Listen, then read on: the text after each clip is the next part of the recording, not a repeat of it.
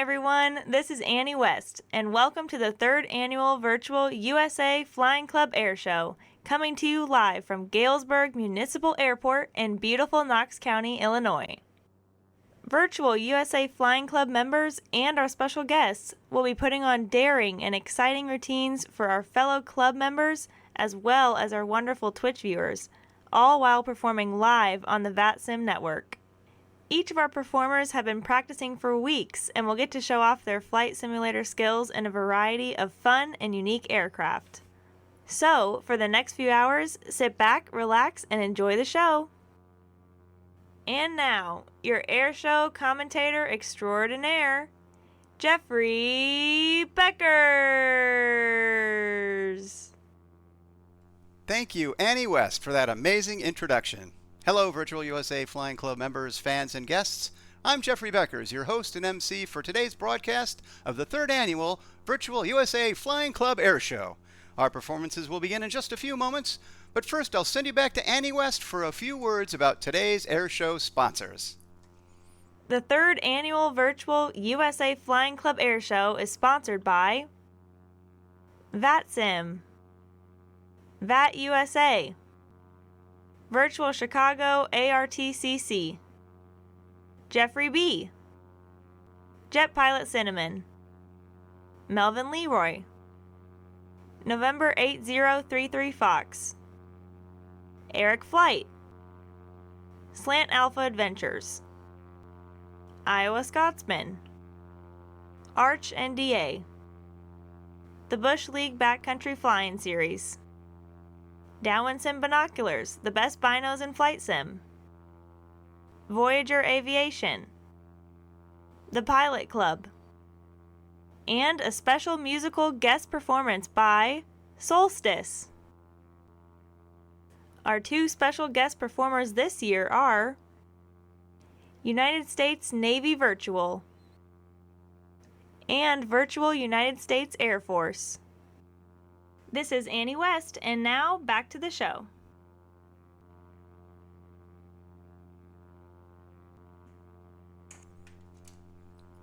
And ladies and gentlemen, we would like to thank all the new members and new guests that are joined the Virtual USA Flying Club after the Flight Sim Expo, and welcome to the show. We are going to be doing the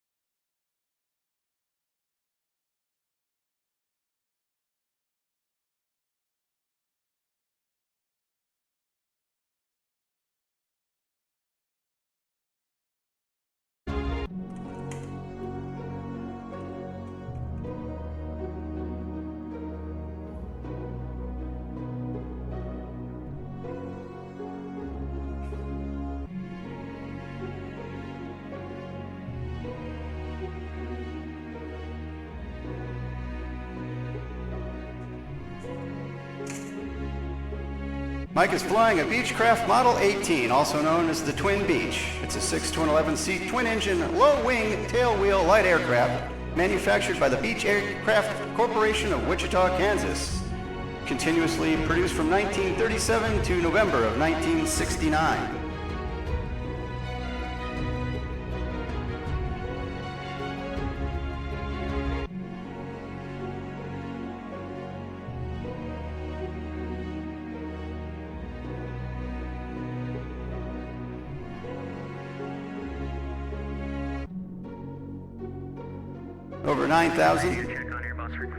Over 9,000 were built over the time, making it one of the most popular light aircraft in the world. The aircraft also served many purposes in military service. In World War II, over 90% of U.S. AAF bombardiers and navigators trained in these aircraft.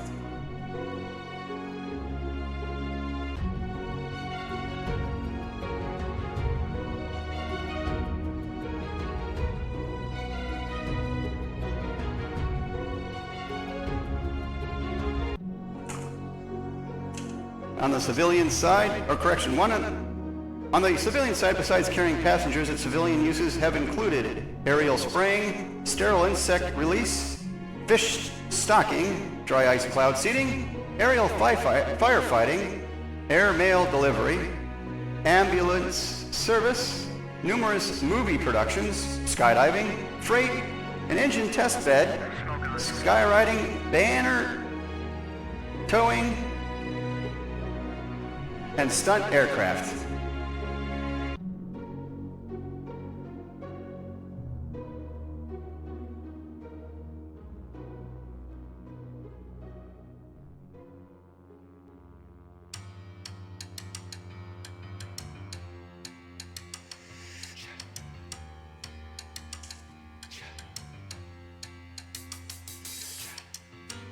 Smoke off.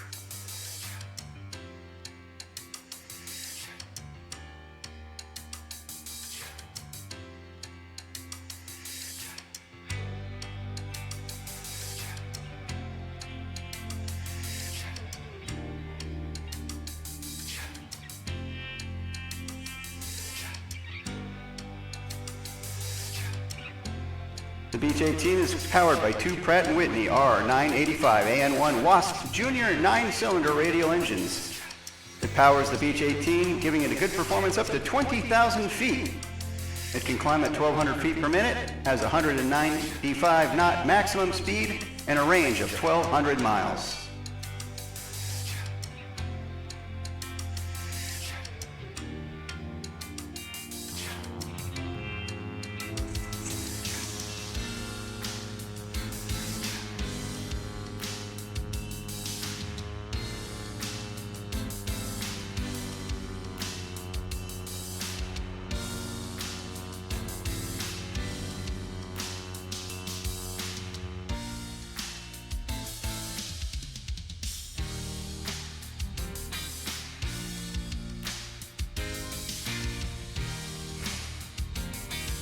Mike Cinnante is 33 years old. He's only flies in Microsoft Flight Simulator 2020.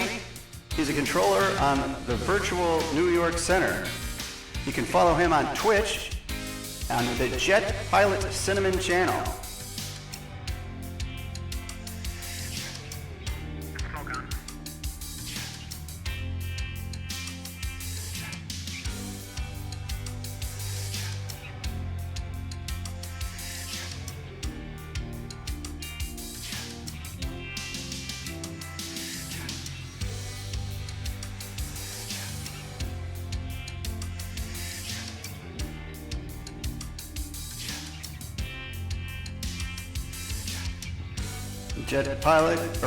Mike Cinnante is a fan of the New Jersey Devils, the New York Mets, the Minnesota Vikings, and the New York Red Bull. And congratulations goes to Michael. He will be getting married to his wonderful fiancée, Sarah, later this year. Let's give him a big round of applause. Smoke off.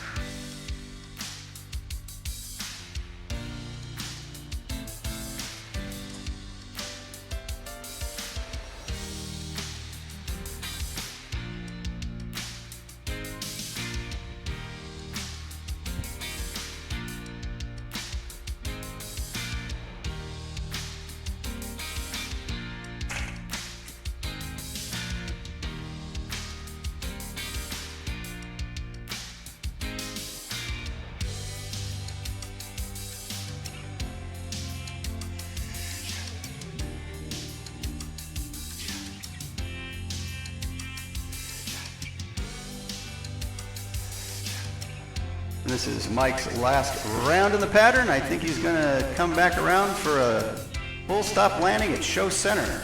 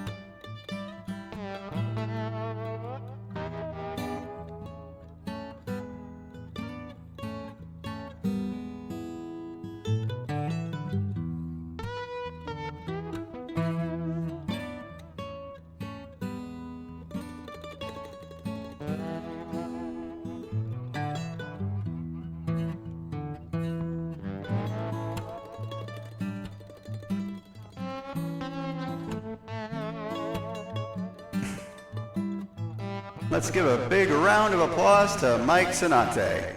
Cinnante.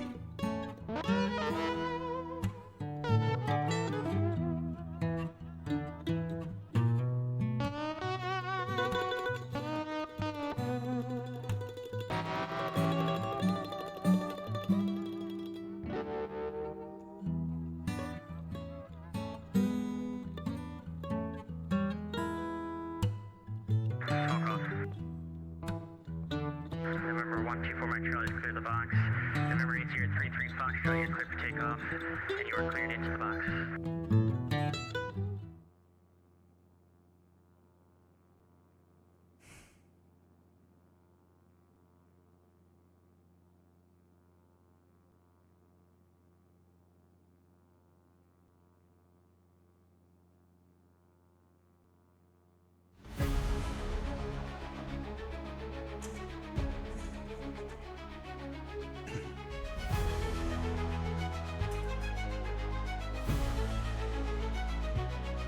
And our next performer tonight is Michael Minuck, flying the Cessna 172.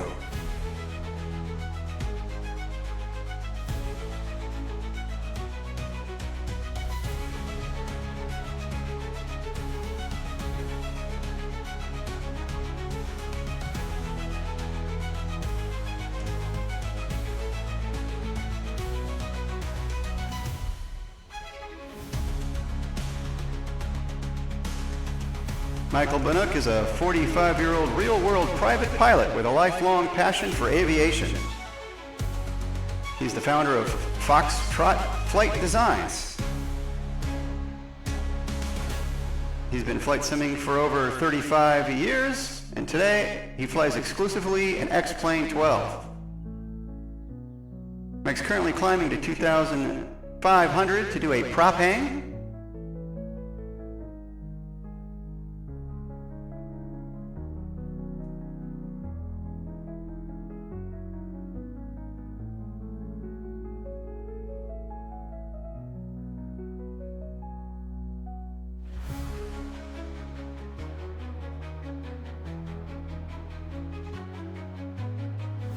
His love for flying began as a young boy, inspired by his grandfather, an ATP-rated pilot whose stories and experience sparked a dream that never left.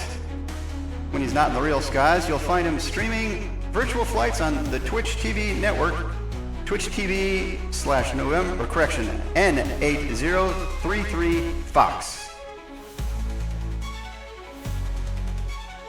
Sharing the joy of general aviation and simulator realism with fellow enthusiasts.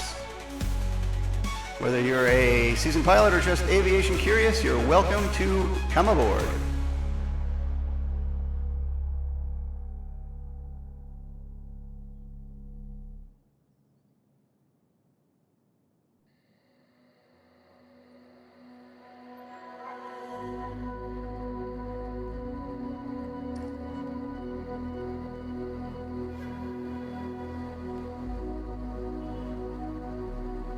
The Cessna 172 Skyhawk is the most successful and widely produced aircraft in history, with over 44,000 built.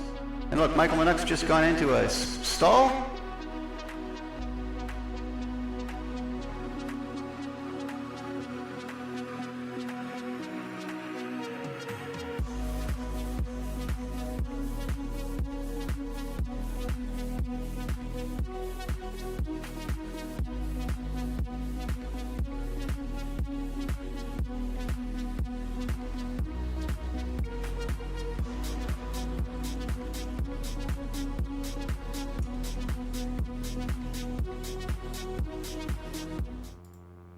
Fly reel, build reel.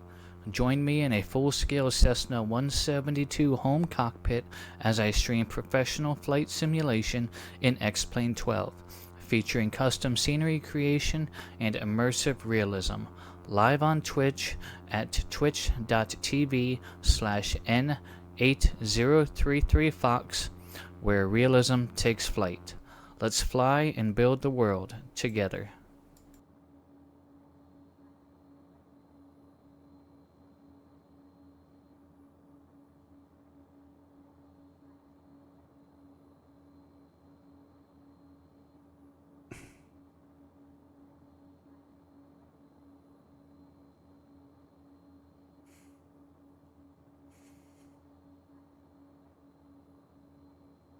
Ladies and gentlemen, there's been a little hiccup and a pause in the show as our ops car goes out to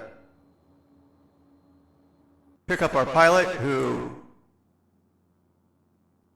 managed to simulate a unscheduled vertical landing.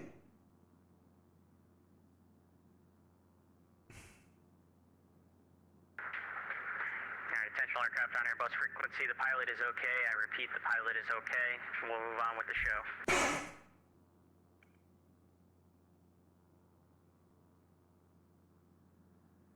Bogey 23, are you ready? Bogey 23 is ready. Bogey 23, you're cleared for takeoff, cleared in the box. Bogey 23, cleared to takeoff and cleared into the box. Bogey 23.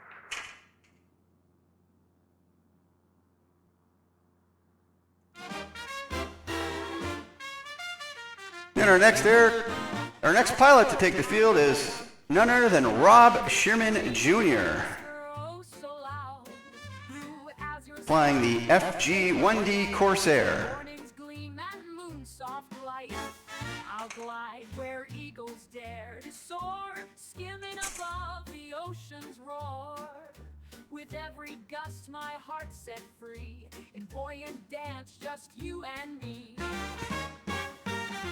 Oh, we're cloud hopping, never stopping through the heavens. We'll be bopping, swinging high on a jet stream ride with the world so small. The FG-1D accounts for around 4,000 of the over 12,000 Corsairs built during the 1940s and early 1950s. The Corsair was designed around the Pratt & Whitney R2800 double wasp engine, which provides in excess of 2,000 horsepower and a top speed of over 380 knots.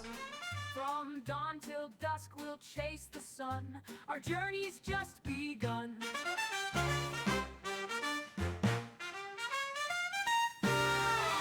Now every cloud's a feathered friend with tales of cotton that never end. In this airbound love affair, we'll float without a care.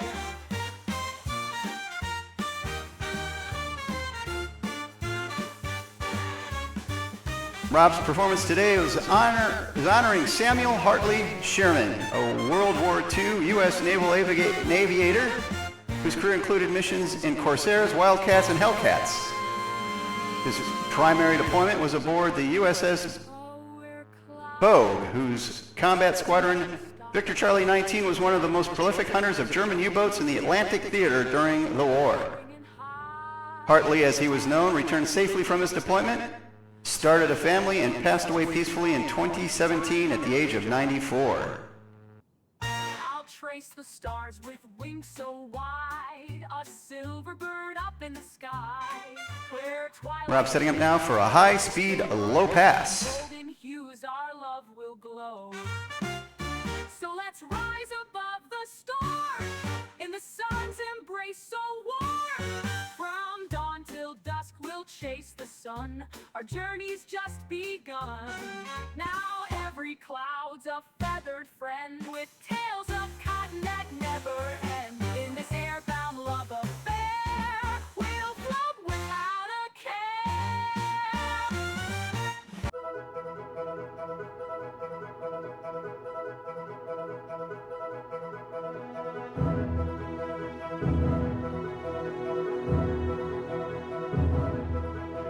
Rob has over 40 years of sim flying experience, dating back to the earliest and most rudimentary sims available on the Commodore 64 and then the earliest IBM clone PCs.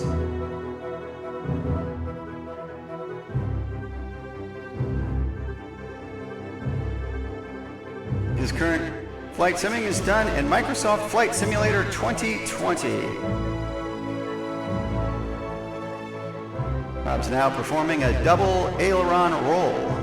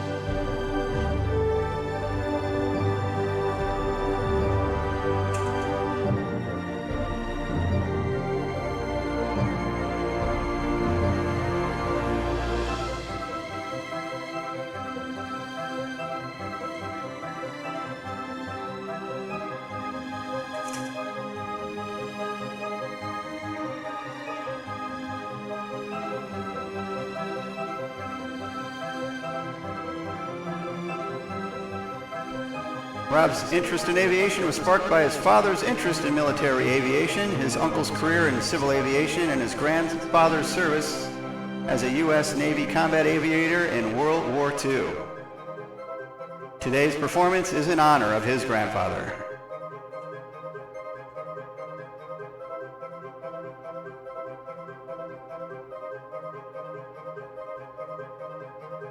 Rob's setting up now to do an inverted pass down runway 3.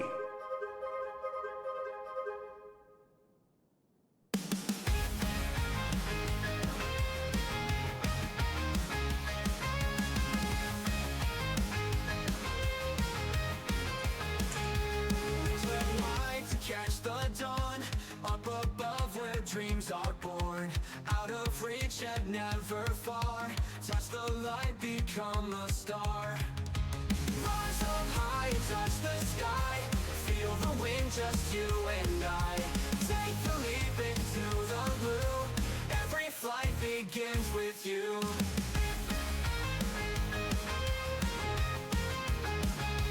Through the clouds, past the storm, feel the You can find Rob on Twitch TV at Slant Alpha Adventures. flying free above the ground.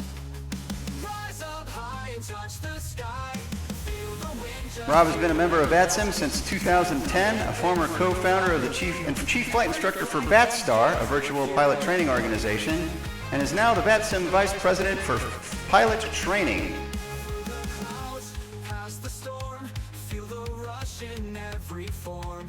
Gravity won't weigh us down, flying free above. Rob's now setting up to perform a vertical loop. Rise up high and touch the sky, feel the wind, just you and I. Take the leap into the blue, every flight begins with you. No more limits, no more chains, find your strength and break the reins. In the air we find our truth, soar to heights and feel renewed.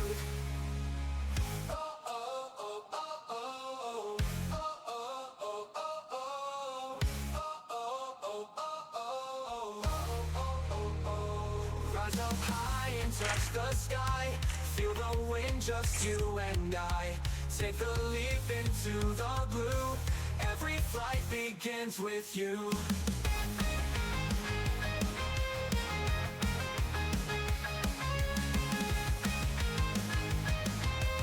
Let's give a big round of applause to Rob's vertical loop.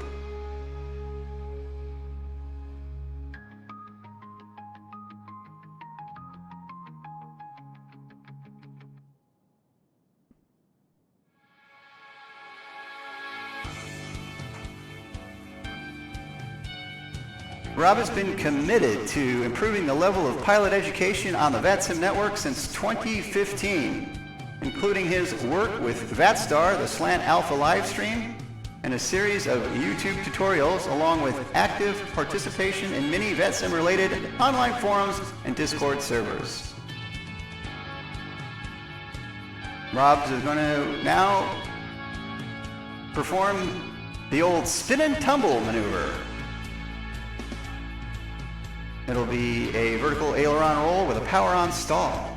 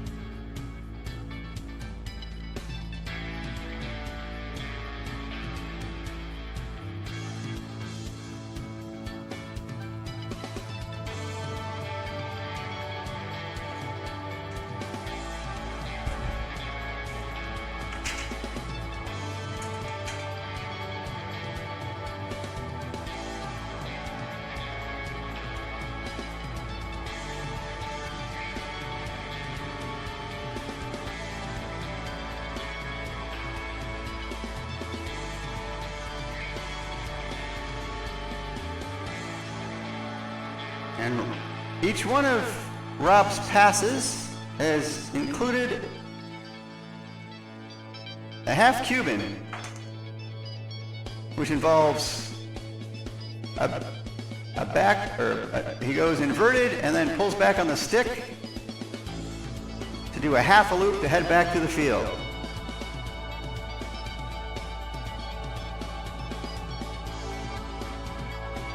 And his last two maneuvers he's going to perform what's called a carrier brake. He's going to fly about halfway down the runway and then make a hard brake to the left, and then come back completely around, just missing those birds. Well done, sir.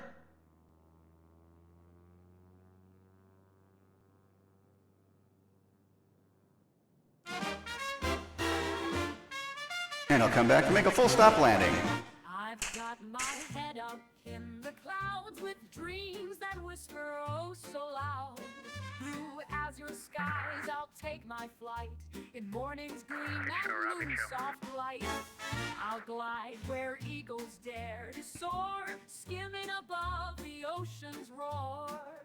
With every gust my heart set free, in buoyant dance just you and me. Oh, we're cloud hopping, never stopping through the heavens. We'll be bopping, swinging high on a jet stream ride, with the world so small by my side. I'll trace the stars with wings so wide, a silver bird up in the sky, where twilight paints the world below. In golden hues our love will glow. So let's rise above the storm, in the sun's embrace so warm. From dawn till dusk we'll chase the sun, our journey's just begun.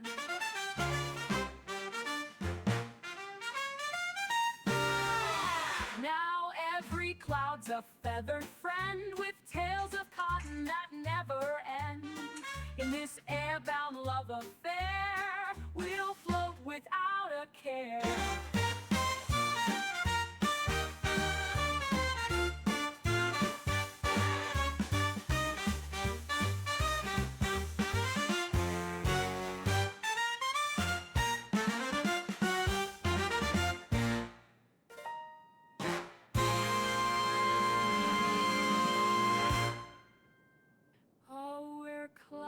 hopping, never stopping.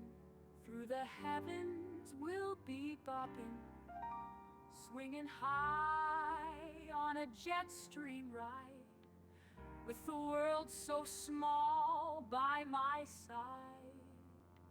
I'll trace the stars with wings so wide, a silver bird up in the sky, where twilight paints the world below, in golden hues our love will glow. If you're a fan of general aviation flight simulation with a nod toward vintage aircraft and navigation, and who isn't really, come check out the Slant Alpha Adventures livestream on twitch.tv. Slant Alpha, where the Alpha stands for always fun, above average aviation. Featuring GA, vintage prop liners and regional jets, a pinch of modern jetliners, and even some VATS and air traffic control. You'll find a little of everything. Except turboprops. Don't get me started on turboprops. Twice weekly, Tuesdays and Fridays at 7 p.m. U.S. Eastern Time. Twitch.tv/Slant Alpha Adventures.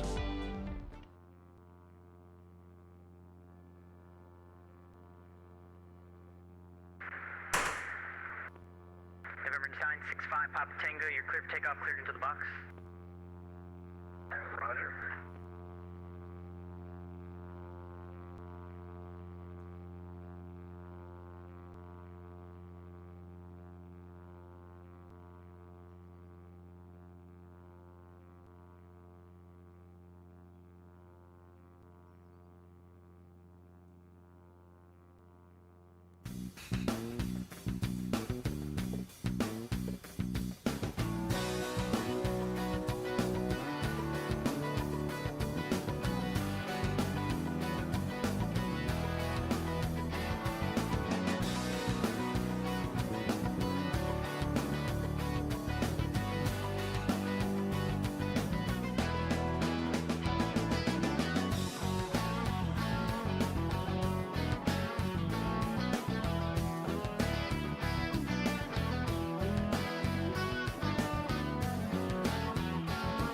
Ladies and gentlemen, our next performer this afternoon is Benjamin Landron, flying the GB Super Sportster R2. Best described as a big engine with little wings.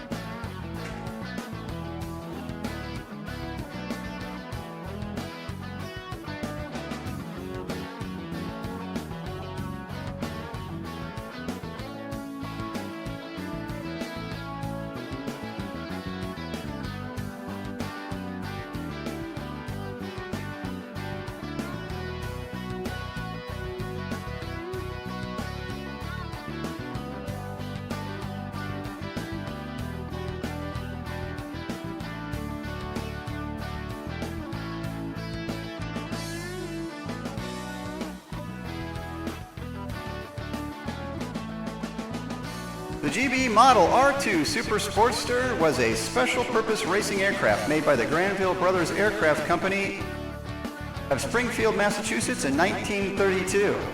It won the Bendix Air Race in 1932. It was the sister ship of the R1, which had a larger engine and basically the same airframe.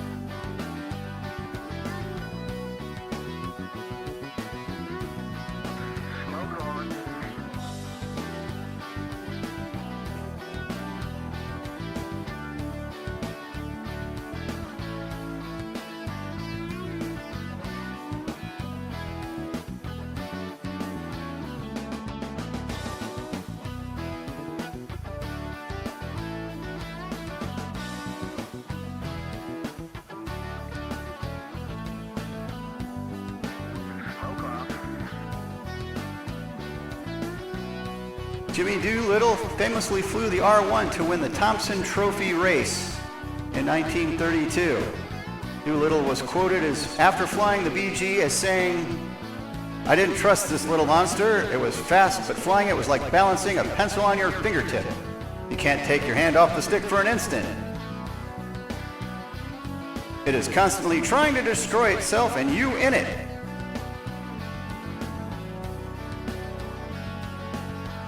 The GBR-2 is powered by a 550 horsepower Pratt & Whitney Wasp Jr. R985 radial engine. The aircraft stalls at 100 miles per hour. The approach speed is approximately 140 to 145 miles an hour, and touchdown is at 120 miles an hour. The top speed is 270 miles an hour, and it cruises at 230.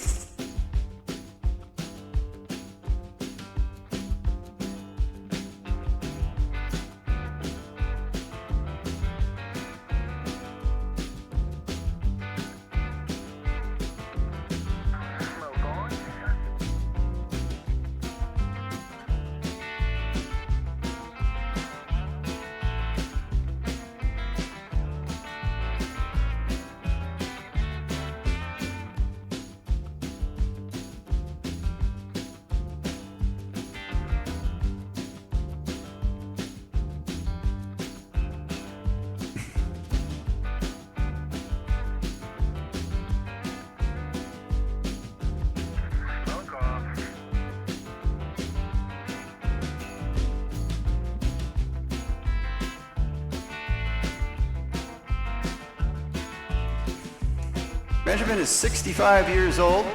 He's a real-world private pilot since 1987. He's also an experimental aircraft builder and repairman.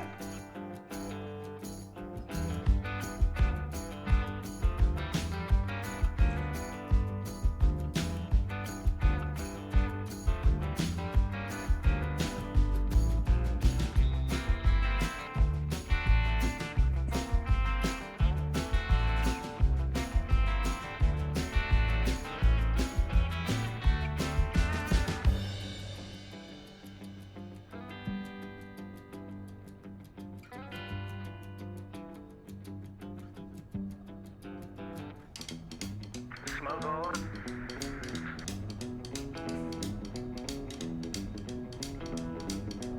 Benjamin is now performing his up and over, also known as hop in the fence. That is a tall fence, Benjamin.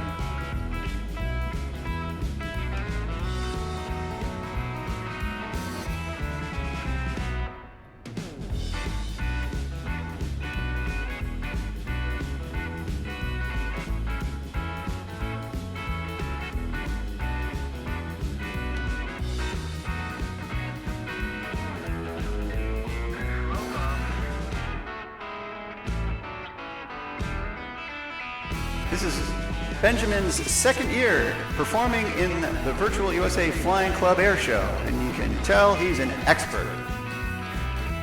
He's been simming since 2002, and he loves flying with his fellow Virtual USA Flying Club members.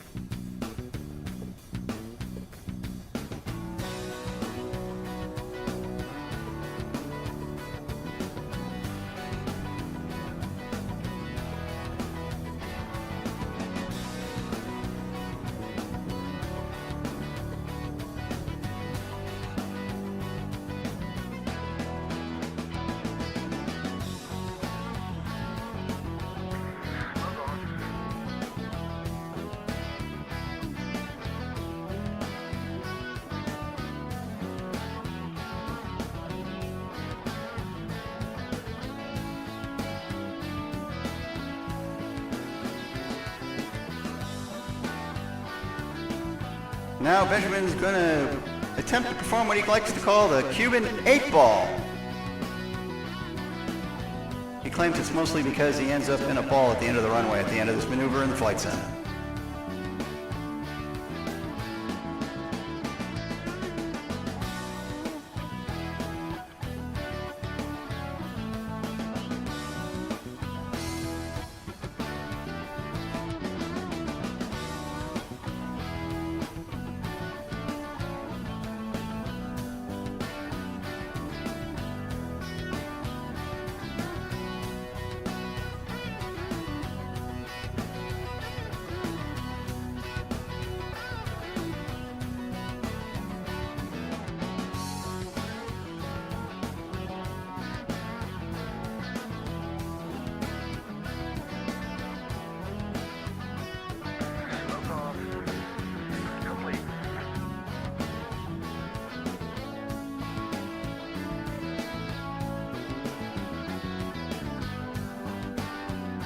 And ladies and gentlemen, Benjamin is coming around for his last and final maneuver. And I hope I didn't use the word final prematurely, because he says the hardest thing about flying this aircraft is landing it.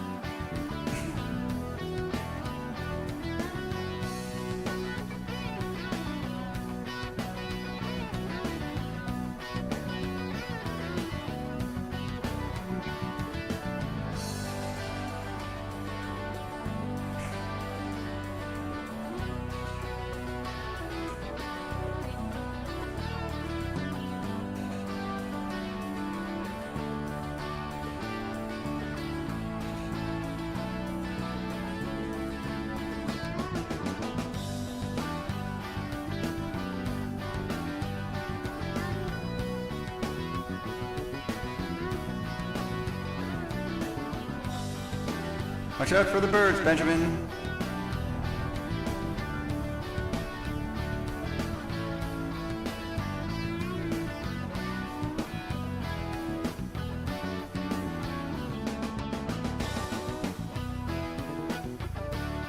Let's give a big round of applause to Benjamin Landron in the GB Super Sportster R2.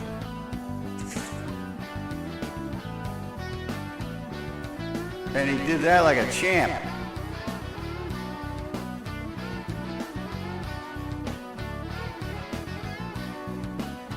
The second annual virtual USA Flying Club Airshow is brought to you in part by Downwind Sim Binoculars.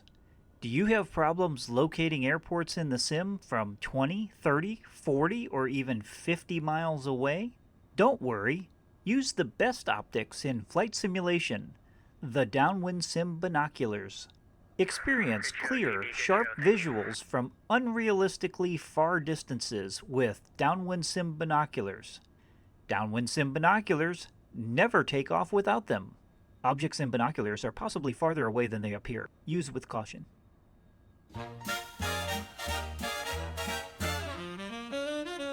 Phillippe, Major 1, I should say. You are clear for takeoff, clear to the box. I spread my wings with endless ease. The world below, a painted view in shades of green and brilliant blue. The sunrise whispers morning. And our next performer this afternoon is Phillippe Coates, flying the Hawker Typhoon MK-1 Bravo. Each mile I soar, my heart grows light. In airborne dance, a pure delight. Oh, the joy of open skies, where dreams and earth do harmonize. Feel the wind so wild and free. In boundless realms, it's you and me. The Hawker Typhoon MK-1B is powered by two 2,200 horsepower Napier Sabre 2C 24-cylinder supercharged liquid-cooled engines. It's an H-type piston engine weighing 2,360 pounds and produces 13 psi boost at max throttle. While this aircraft's max cruise speed is 412 miles an hour, it consumes 117 gallons of fuel an hour at max boost. On wings of steel through heaven's gate, exploring. The aircraft was introduced in 41 and 45 with 2,223 aircraft produced. In endless realms, adventure bold. Oh, the joy of open sky, where dreams and earth Ladies and gentlemen, get your cameras out for a clean, slow pass. feel the wind so wild and free. In boundless realms, it's you and Everybody wave hi to Phillippe. Oh, and ladies and gentlemen, I've just been handed a note. We are having a Best in Show contest after the show concludes. So there will be a link to follow in the chat, as well as a QR code you can shoot. And then after the end, we'd like you to vote on your favorite performance today. until you look through.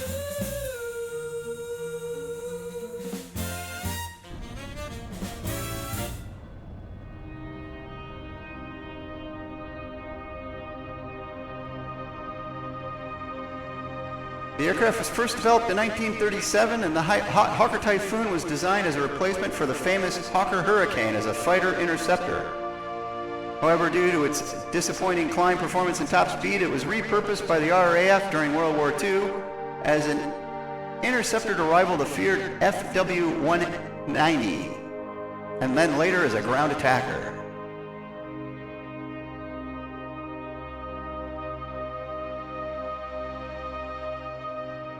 Now I believe Phillippe is setting up for a low loop.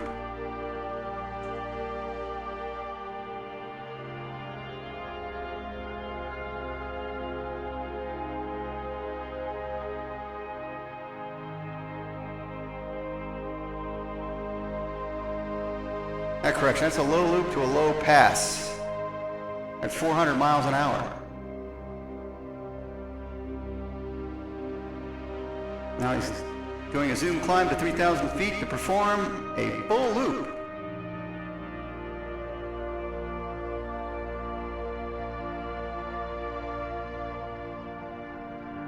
This aircraft served well as a ground attacker, as it was able to carry four 20-millimeter Hispano cannons in the wings and able to carry 2,000 pounds of bombs, or 8 RP-3 unguided rockets.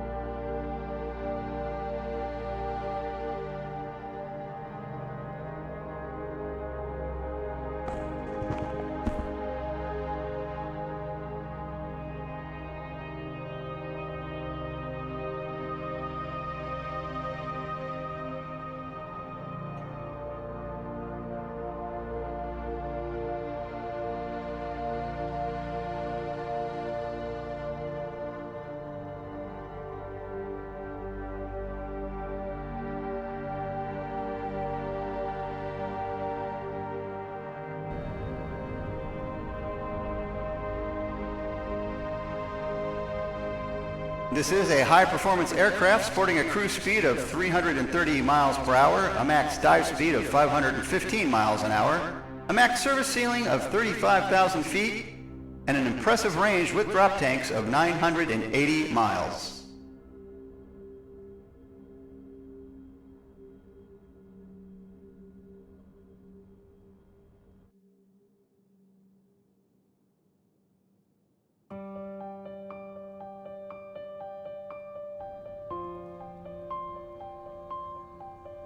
And get your cameras out because Phillippe will be doing an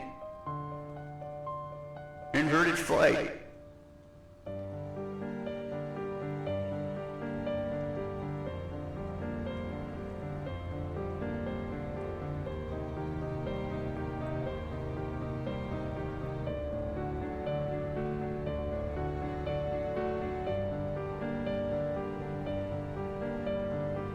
Phillippe has been simming since 2017 when X-Plane 11 was released.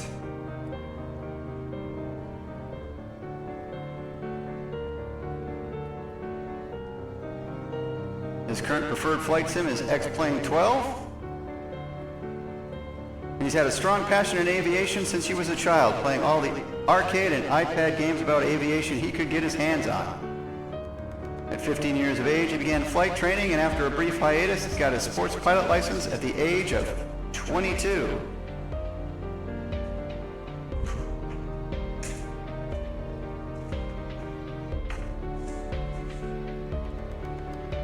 He has a YouTube channel, which is at Multi-Pilot Simulation.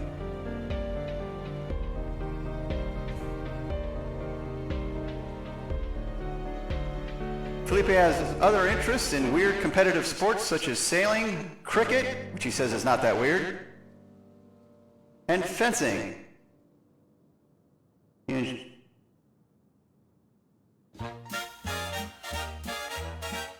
enjoys other hobbies as well. Where the clouds waltz with the breeze, I spread my wings with endless ease. The world below, a painted view, in shades of green and brilliant blue. The sunrise whispers morning's flight. As I ascend, day turns to light. Each mile I soar, my heart grows light. In airborne dance, a pure delight. Oh, the joy of open skies, where dreams and earth do harmonize. Feel the wind so wild and free. In boundless realms, it's you and me. Through valleys deep and mountains high, I chase the sun across the sky. In each new dawn, a secret's told, a tale of love, a heart of gold. Phillippe also enjoys other hobbies such as truck simming, sim racing, and building cities and city skylines. He has a keen interest in military history and will occasionally partake in ethical discussion events. Through heaven's gate, exploring wide our boundless fate. No ties to bind, no chains to hold. In endless realms, adventure bold. Oh, the joy of open sky, where dreams and earth do harmonize. Feel the wind so wild and free. In boundless realms, it's you and me. Hey there, looking for a stream to watch during the day? Welcome to the Arch NDA channel, where high fidelity sim games, dad level comedy, and chill vibes are always cleared for takeoff. No politics, no drama, just great games, good people, and the occasional crash landing into a power line. All live on Twitch. Hop in the chat, say hey, and follow at twitch.tv/archnda. That's ARCHNDA. Just don't ask about the NDA.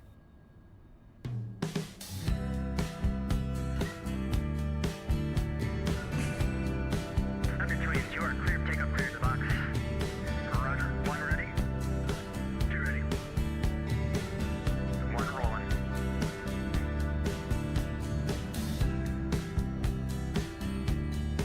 Two rolling.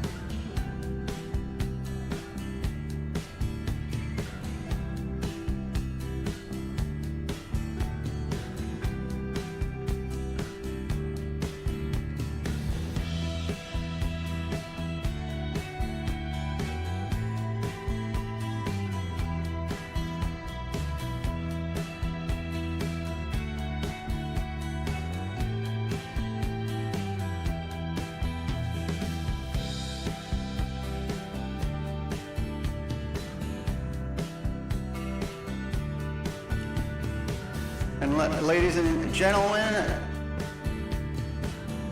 the aircraft taking off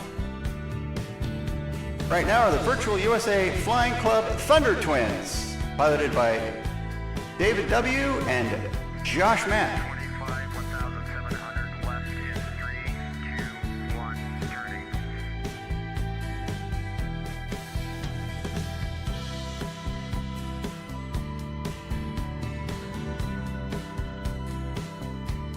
David will be performing later in the show, so we'll tell you more about the P-51D and David then.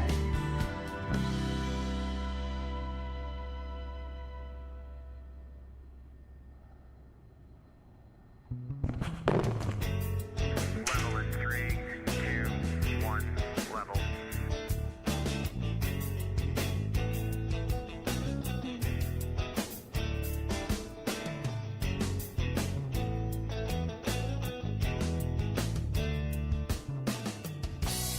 Josh McClenny is an FAA certified airframe and power plant mechanic who has a giant soft spot for GA over airliner work.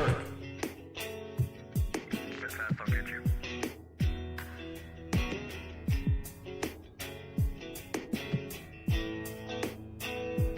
After graduating in January of 2024 from A&P school, he now works on light business jets as well as routine maintenance on training aircraft in the Triad area of North Carolina.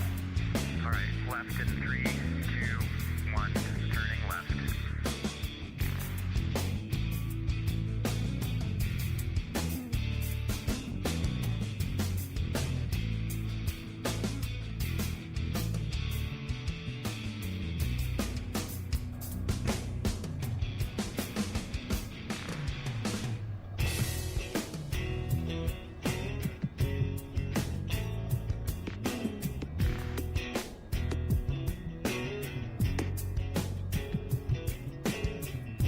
Aligning left to runway.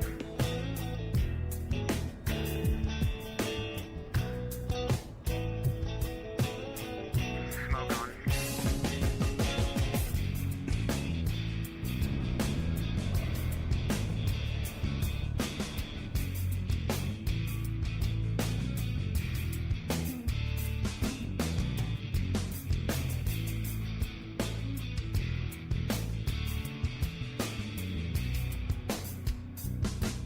Smoke off. Turning in 3, 2, 1, turn. Josh is in the process of getting his real-world private pilot's license and starting a journey to get an ATP rating.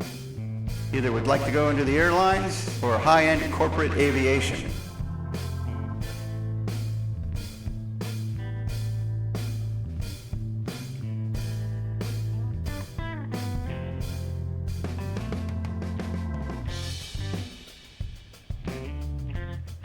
Josh has been in flight sim since Christmas of 2019 and started at VATSIM in the fall of 2020. Level in 3, He's, 2, 1, level. he's currently an S1 controller in the Jacksonville Center, and he likes balancing his time of flying and controlling. He's celebrating his 1-year anniversary with the Virtual USA Flying Club, and it's one of his favorite groups to be part of, not only in just VATSIM and flight sim world, but in general.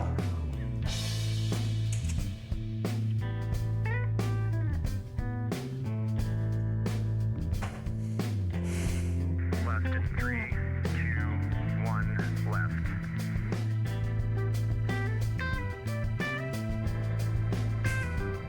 And ladies and gentlemen, we're just going to let these aircraft speak and roar for themselves.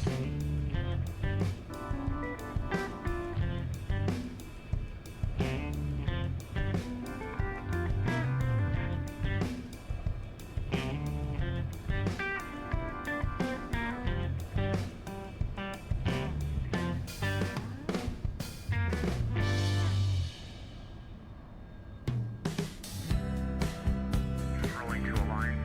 Smoke on.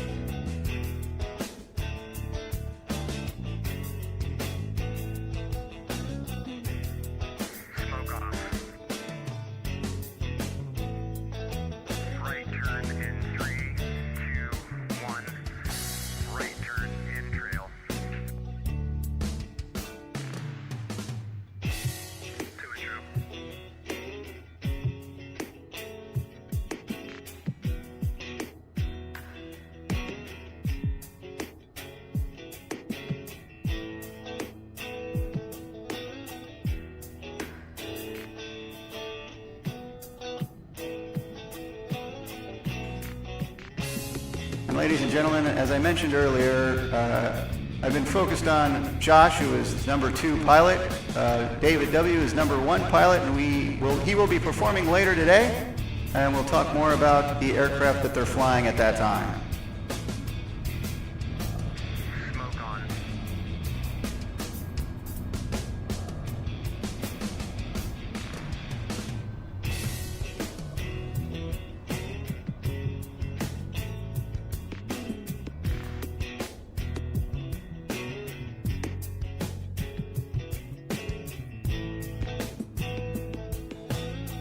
Number 2, brake left in 3, 2, 1, brake.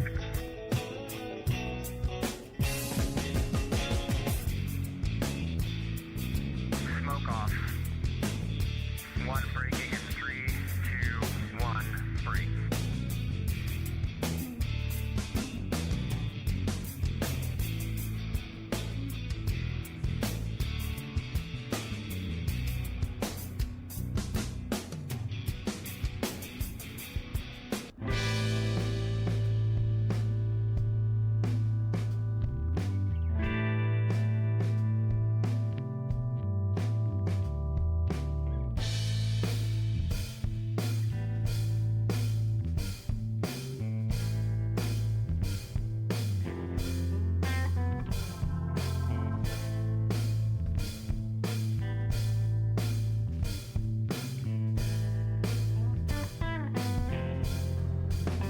Turning base final.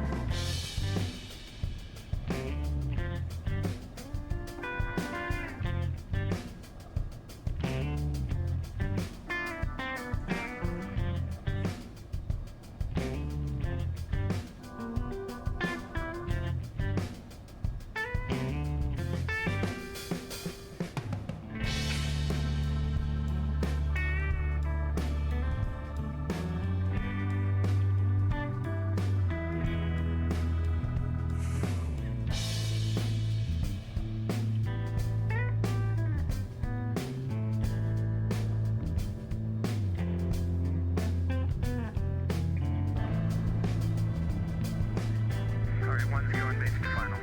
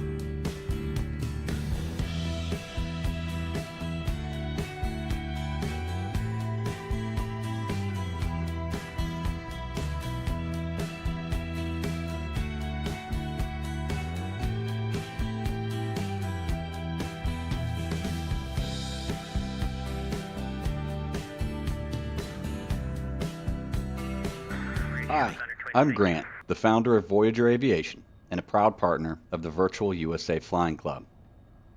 Voyager Aviation, a leading virtual airline, is proud to sponsor a $25 SimMarket gift card giveaway for this 3rd annual Virtual USA Flying Club Airshow. Thank you for being part of the Virtual USA Flying Club, and thank you for contributing to this amazing hobby.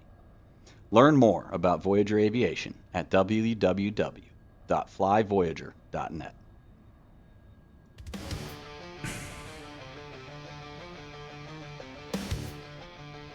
Alright, Ranger 1-1. Welcome to the Airshow. You're clear for takeoff, clear to box. Roger, clear to hold. Ladies and gentlemen, the next performer taking the air is Cliff W., flying the Lockheed Martin F-35 Lightning II.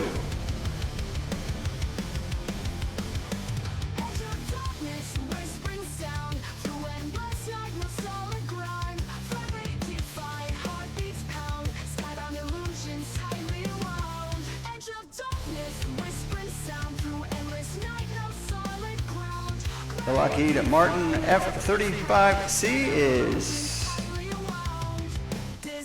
powered by Pratt & Whitney F-135 PW100 engines capable of 40,000 pounds of afterburner thrust, which was just illustrated by his max climb takeoff.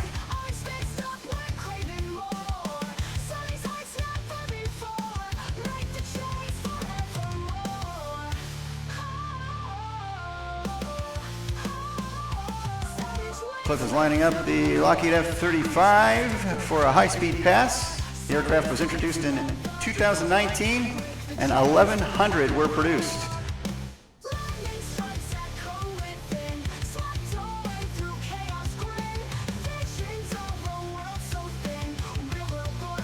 The F-35C is the U.S. Navy's first stealth aircraft. It has a 45% larger wing area than the 35 Alpha or 35 Bravo. It can carry up to 18,000 pounds of weaponry, including laser-guided, GPS-guided, and manually guided bombs. It also can carry cruise missiles and air-to-air missiles.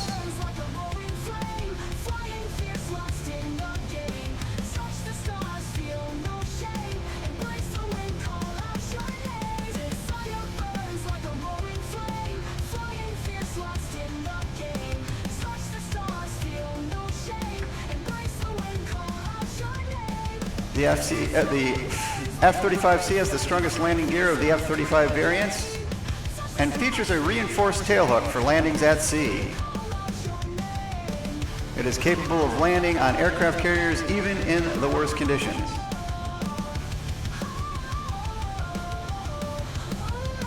And Cliff is lining up to perform a 4-point roll.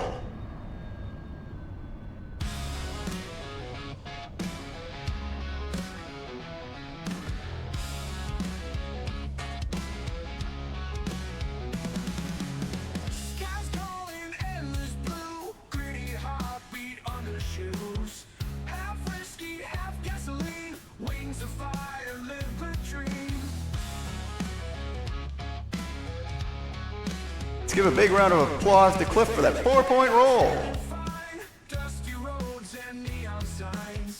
Cliff has been simming for 7 years. His preferred sim is Digital Combat Simulator, more popularly known as DCS. His interest in aviation was sparked by being taken into the cockpit of a JetBlue E-190 at the age of 5. He's currently a student pilot. He soloed in a Diamond DA-20 in March at the age of 17.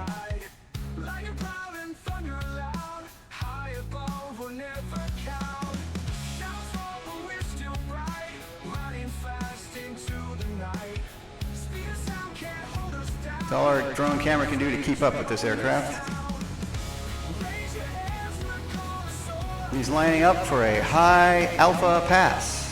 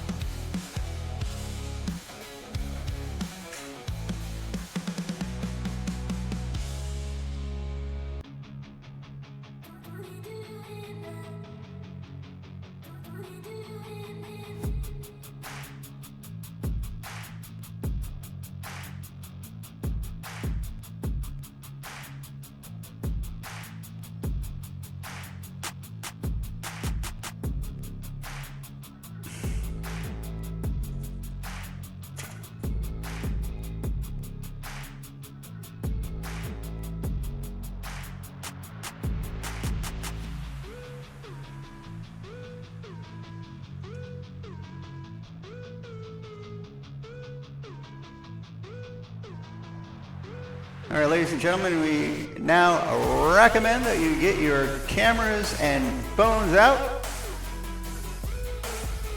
as this next pass will be a dedication photo pass.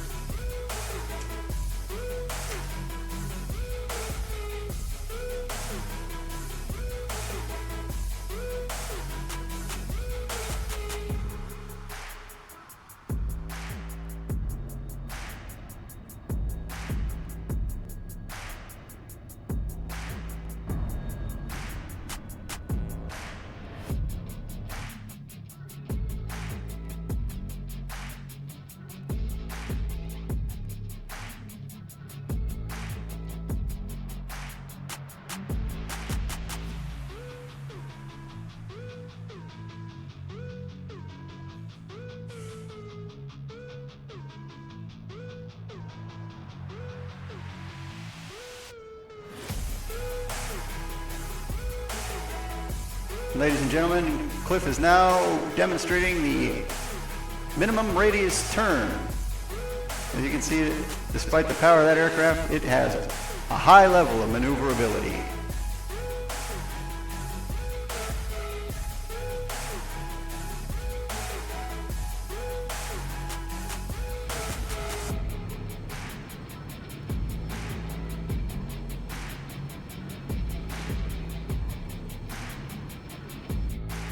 All right, here comes his minimum radius turn over field center.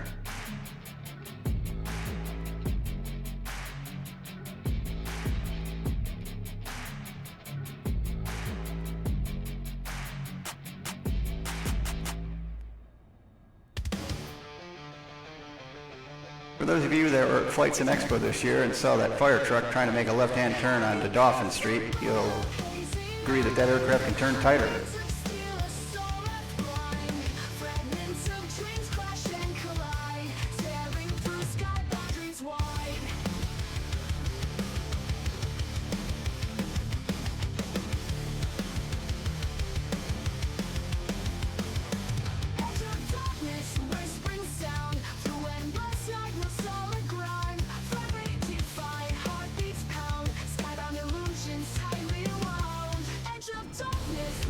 Ladies and gentlemen, his last and final maneuver will be an overhead brake, where he lines up with the runway.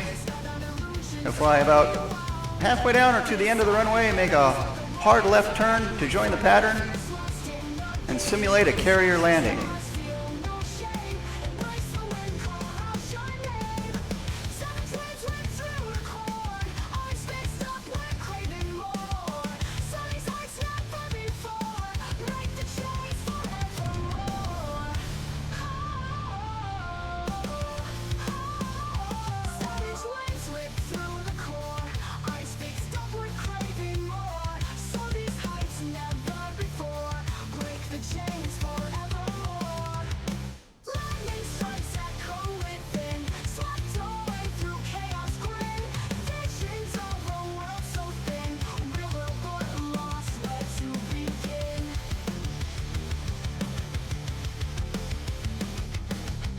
Hi, I'm Grant, the founder of Voyager Aviation, and a proud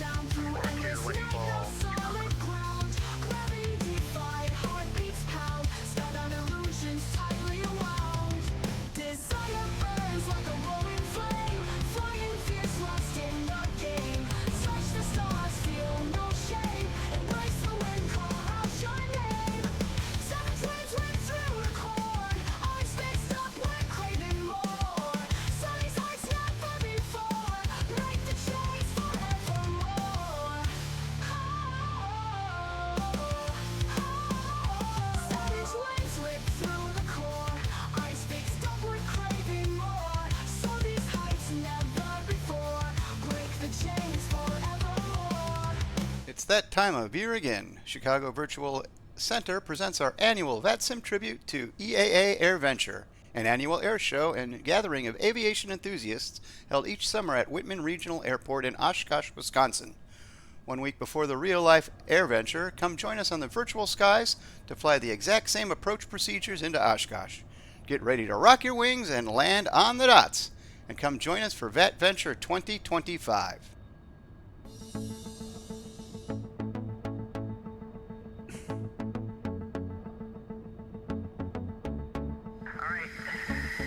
Viking 1-1, you are cleared for takeoff, clear to the box.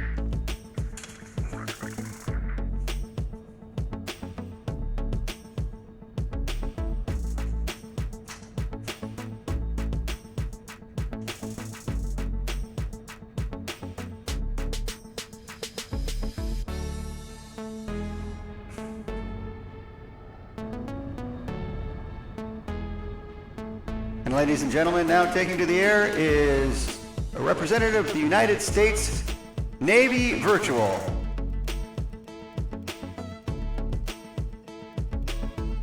Pilot Benjamin Ratowski, flying the Boeing EA-18G Growler.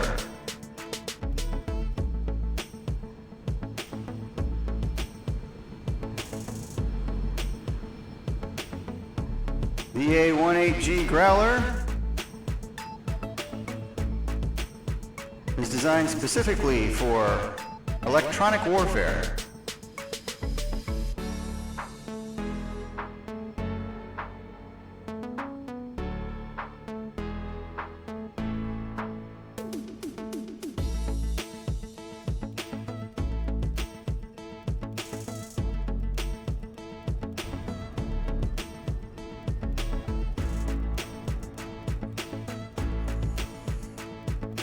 It's powered by two General Electric F414 GE 400 turbofans, capable of 14,000 pounds of thrust each, while dry, and 22,000 pounds with afterburners engaged. The aircraft began production in 2007 and entered service with the United States Navy in 2009.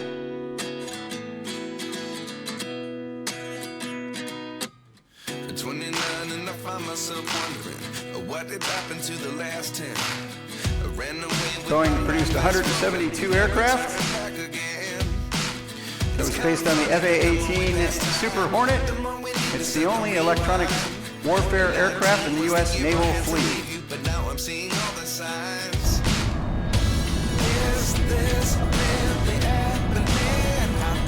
It's operated by both the United States Navy and the Royal, or the RAAF.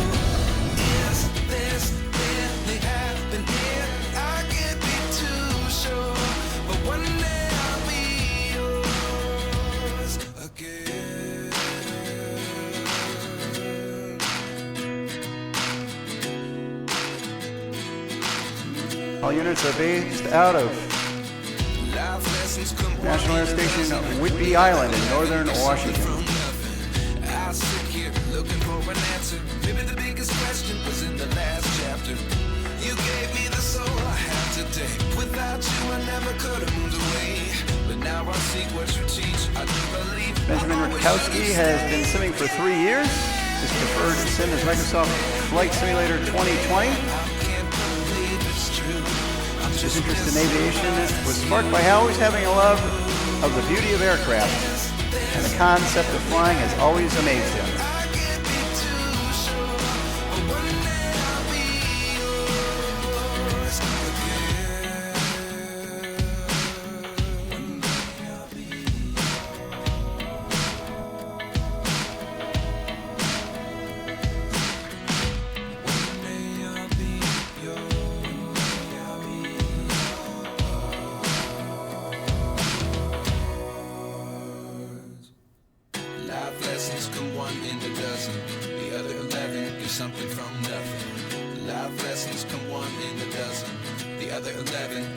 Ben does have a YouTube channel at North Georgia Aviation. He's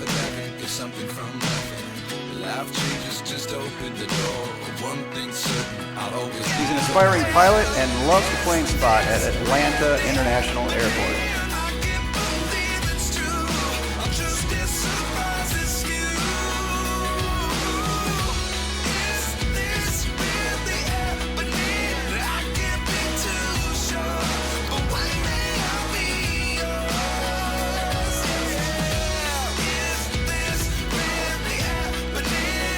Ben is now performing a carrier landing demonstration.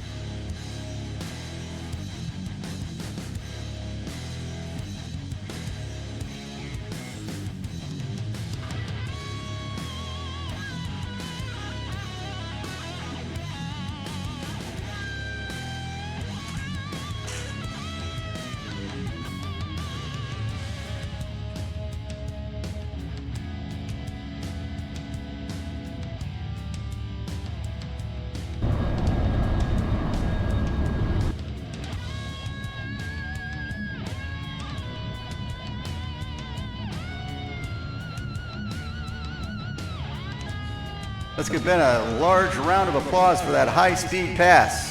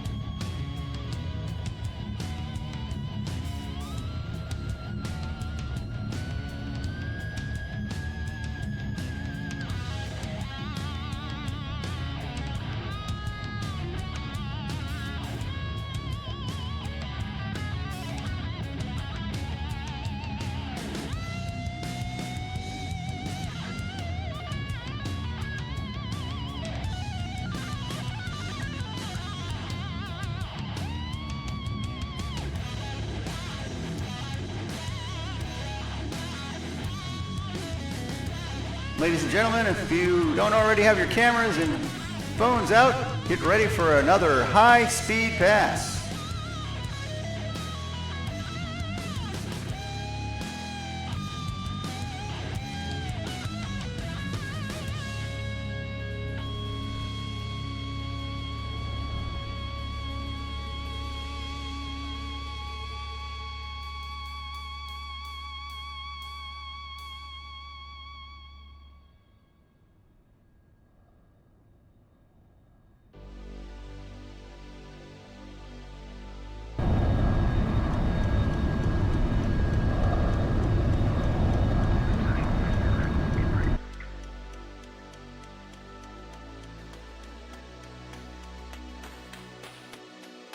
And now, ladies and gentlemen,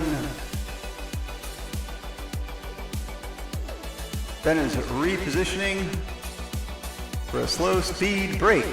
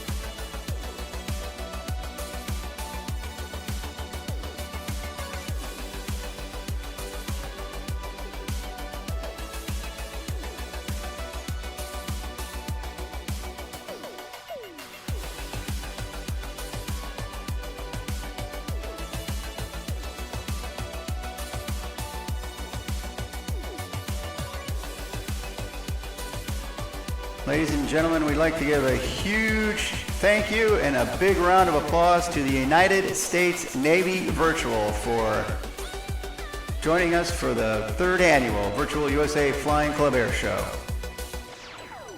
It's an honor to have you, sir.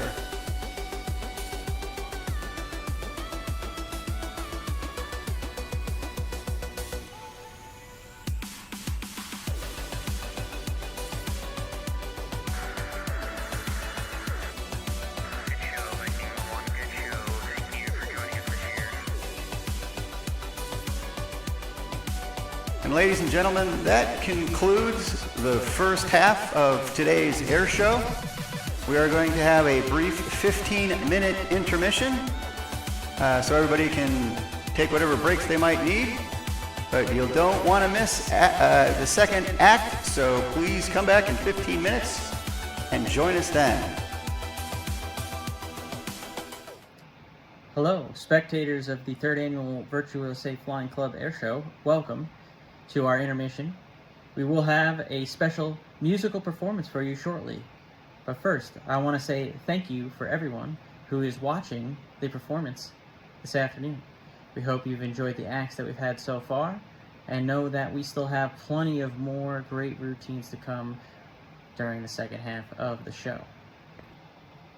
If you are interested in general aviation and you're a VATSIM member, we would love to have you join the VirtuSafe Flying Club. There will be QR code or links provided throughout the show for you to join the VirtuSafe Flying Club. Again, as long as you are a VATSIM member in good standing and you have an appreciation for general aviation, then we'd love for you to join the VirtuSafe Flying Club, and you could potentially be one of our performers in next year's show. For this year's intermission, we have a special musical guest performance by Solstice. My good high school friend, longtime buddy, Brandon Karras, has been gracious enough to provide us with some live music pre-recorded for this year's show, and we hope you'll stick around to enjoy that. And please make sure to check out his QR code that will be provided so that you can go and look at the rest of his music. Thank you very much. We hope you enjoy the intermission show.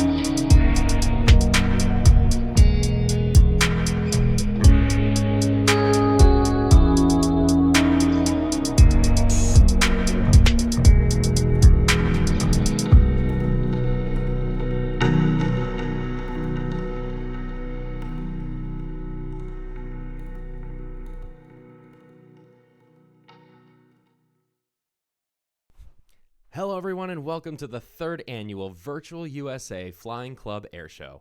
My name is Solstice, your featured artist for this afternoon. Thank you so much for coming out and enjoying the show. Before I begin my next song, I just wanted to give you a brief explanation of my art. I split my set into two halves, Summer Solstice and Winter Solstice. The ambient instrumental you just heard was one of my summer songs. As a listener, I love all sorts of kind of different music. So as a musician and vocalist, I want to be diverse and versatile, not just sticking one genre or sound. So while that first song was calm and relaxing, I wouldn't say the same for my winter songs, or even other summer songs that I'll write. For those of you who like a little more energy with your music, this one's for you. It is called But You Have Heard of Me. Enjoy.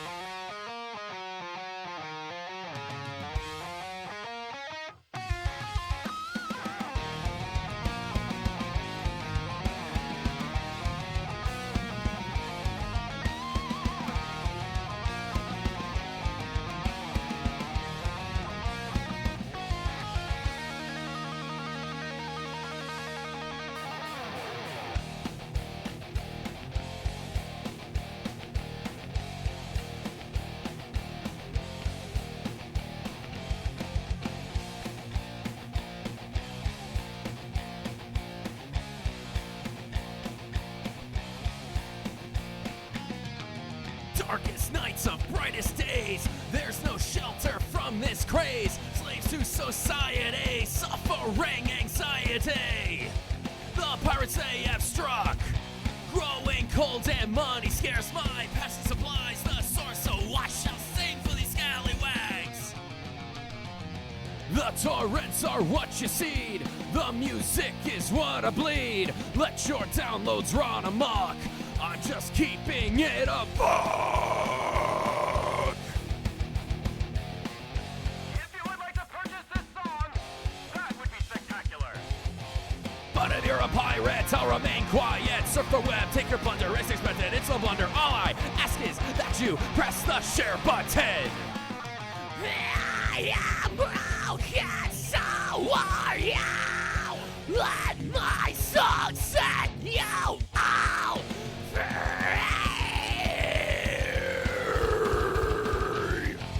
Whether you buy this record or not, I will be exposing this number for all the world to see. The torrents are what you see, and the music is all that I breathe. So let your downloads run amok, I'm just keeping it a buck.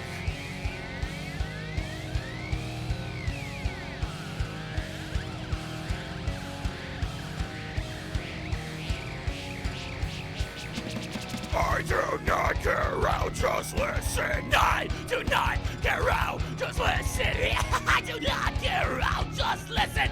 I do not care out, just listen.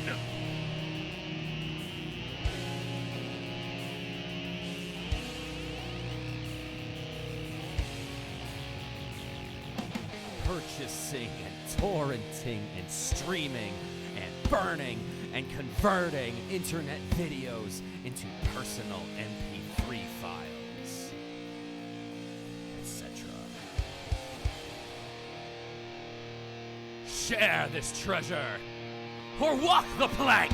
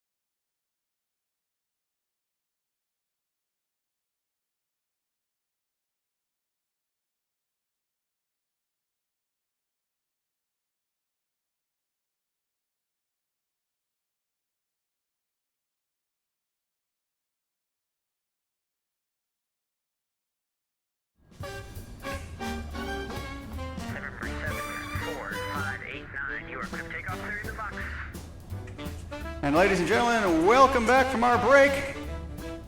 The first aircraft to take the air in our second act is Jeff Goldberg and a Douglas C-47 Skytrain.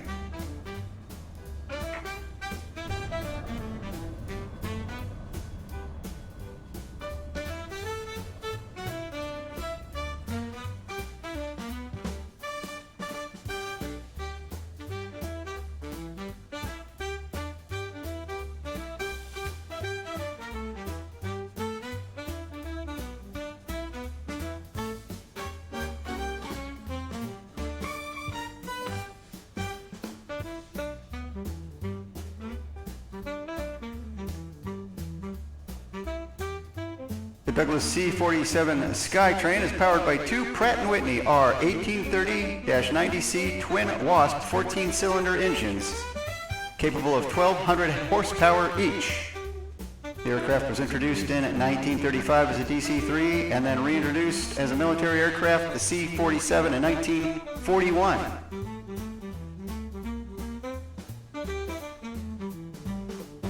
There were 607 DC-3s produced, 10,174 C-47s were produced. And then after the war, many C-47s were converted back to a DC-3 configuration.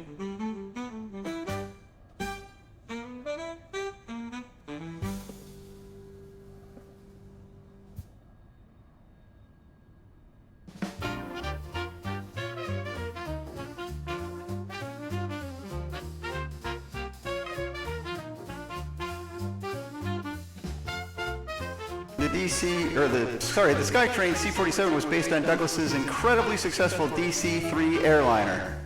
The C-47 first took flight on the 23rd of December 1941, less than 3 weeks after the U.S. entrance into the Second World War. Outfitted with a cargo door and strengthened floor, the C-47 became one of the most capable cargo aircraft of the era. Easily able to haul 5 tons of equipment.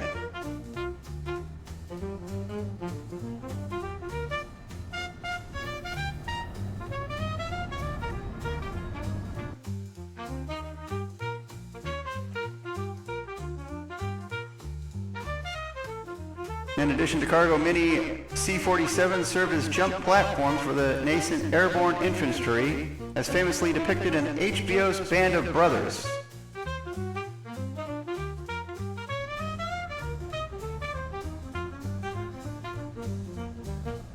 It also performed glider tow operations, picking up Waco CG-4s that would carry additional men and equipment into the combat theater, hopefully not hitting a hedgerow upon landing. The C-47 went by many names in service. Americans called her the Skytrain, the British called her the Dakota, but everyone would agree on its more informal nickname, the Goonie Bird, named after a type of albatross on the island of Midway. The C-47s remained in active U.S. Army Air Corps and later United States Air Force service until the late 1970s.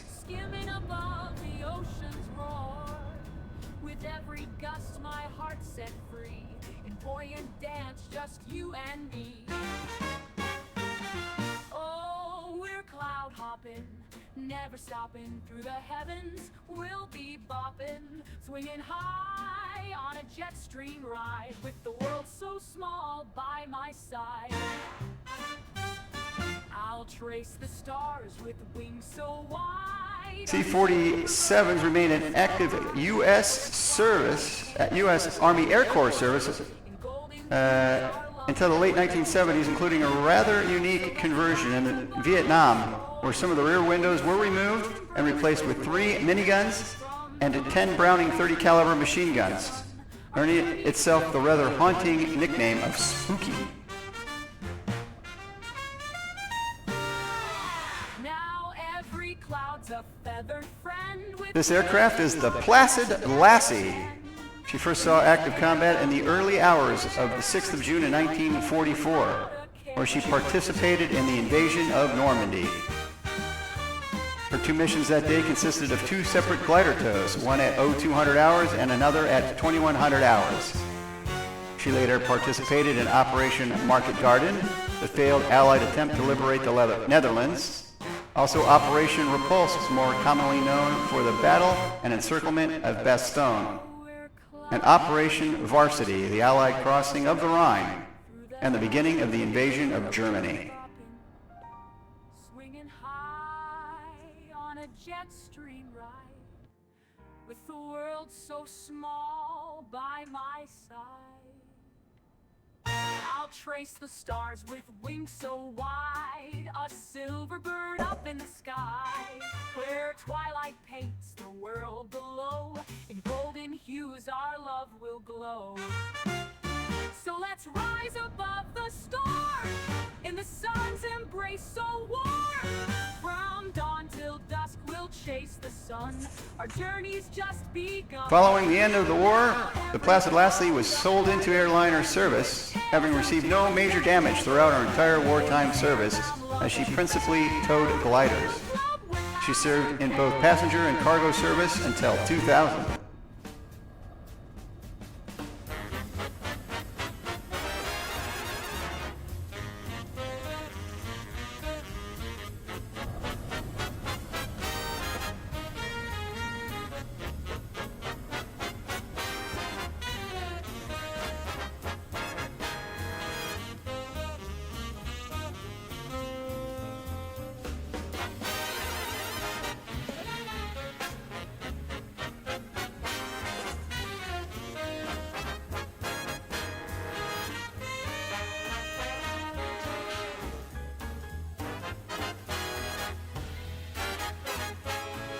Placid Lassie is doing what's called a low dirty pass, meaning her gear's down, her flaps are out. She's creating a ton of dirty air, which maximizes lift, but also maximizes drag.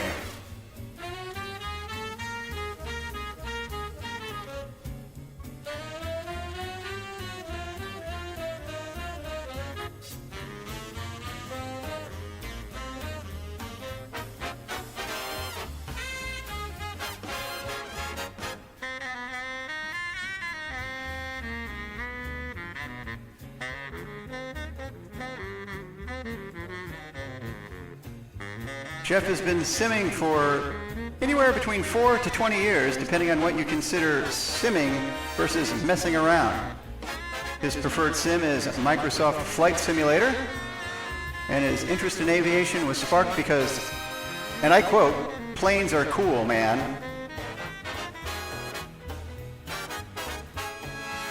Jeff is a real-life private pilot with a tail wheel endorsement, making him the perfect pilot to demonstrate the capabilities of the C-47 Skytrain.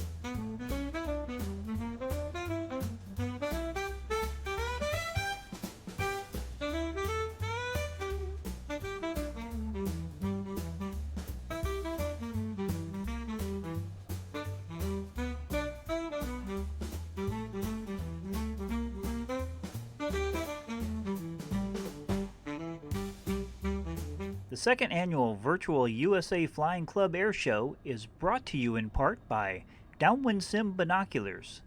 Do you have problems locating airports in the sim from 20, 30, 40, or even 50 miles away? Don't worry. Use the best optics in flight simulation, the Downwind Sim Binoculars. Experience clear, sharp visuals from unrealistically far distances with Downwind Sim Binoculars. Downwind Sim Binoculars never take off without them. Objects in binoculars are possibly farther away than they appear. Use with caution.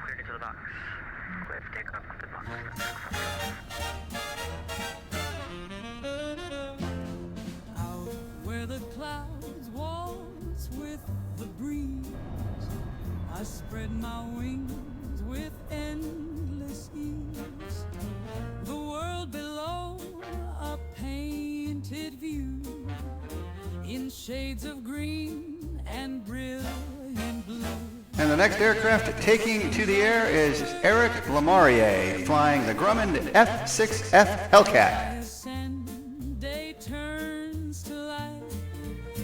Each mile I soar, my heart. The Grumman F6F Hellcat is powered by one Pratt & Whitney R2800 engine.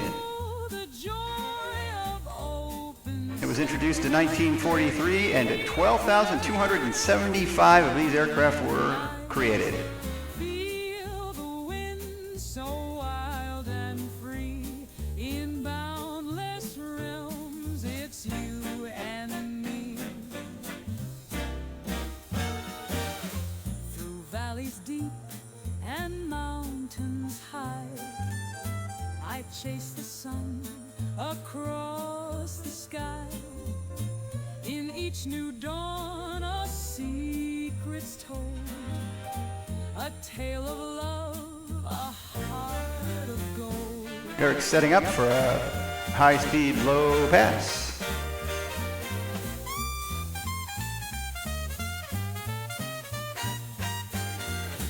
On wings of steel, through heaven's gate, exploring wide our boundless fate.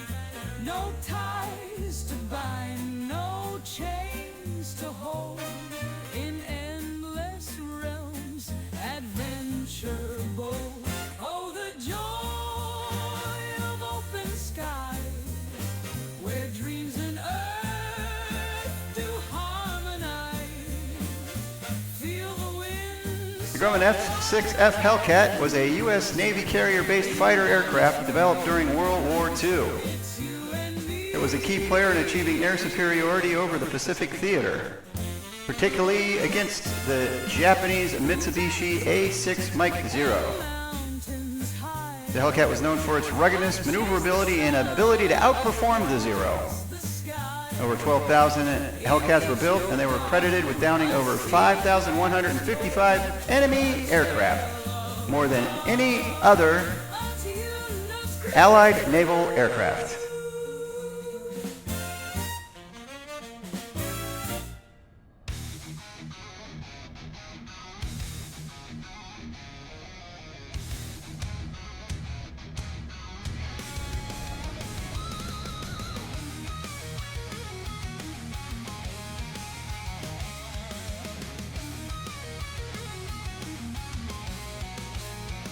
Eric performing several fantastic aileron rolls. Wings beat strong in the dark, reaching for the stars so bright, high above where shadows bark. Gravity can't hold me down, chains break, I eclipse the ground, stretching wide through the storm clouds, roaring loud, chase the silver crown.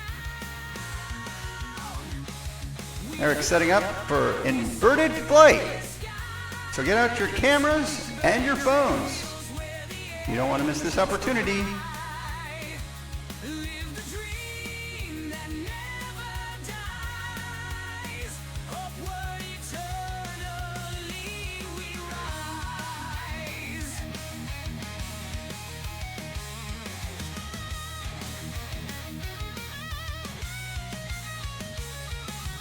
Winds of fate beneath my feet,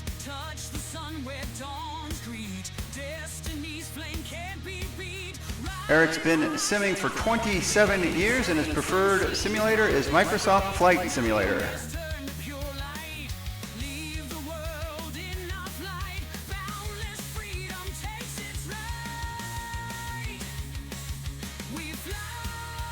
Let's give Eric a big hand as he performs a full back loop.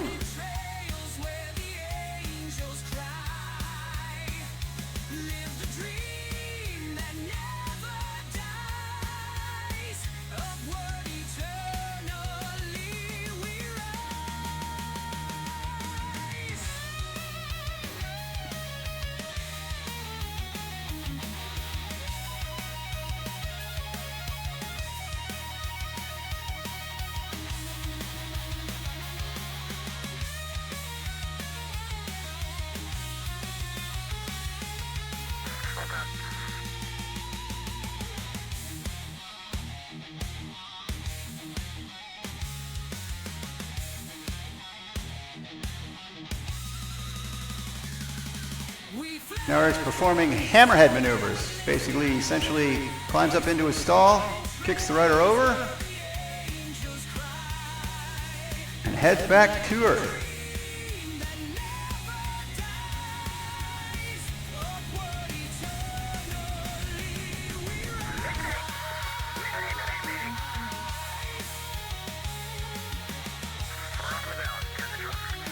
The second annual Virtual USA Flying Club Air Show is brought to you in part by Downwind Sim Binoculars.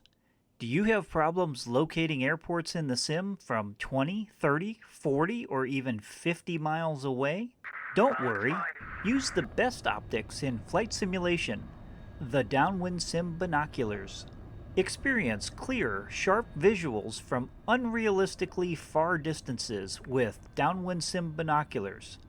Downwind Sim Binoculars never take off without them. Objects in binoculars are possibly farther away than they appear. Use with caution. Ladies and gentlemen, we did hear from the pilot and he's perfectly okay.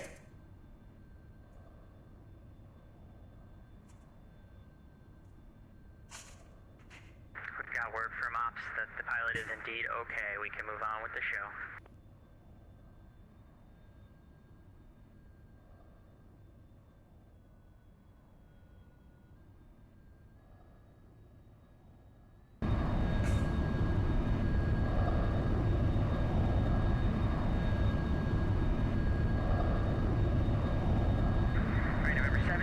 India Sierra, you are cleared for takeoff and cleared into the box.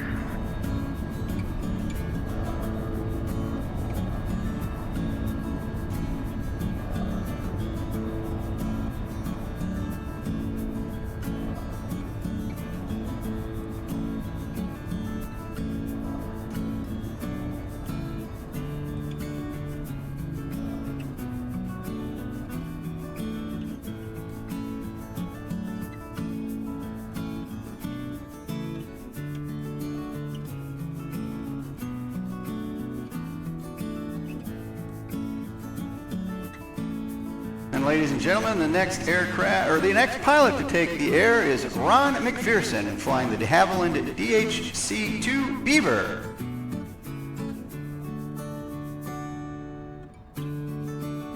He's demonstrating the famous two-point takeoff, followed by multiple tip strikes.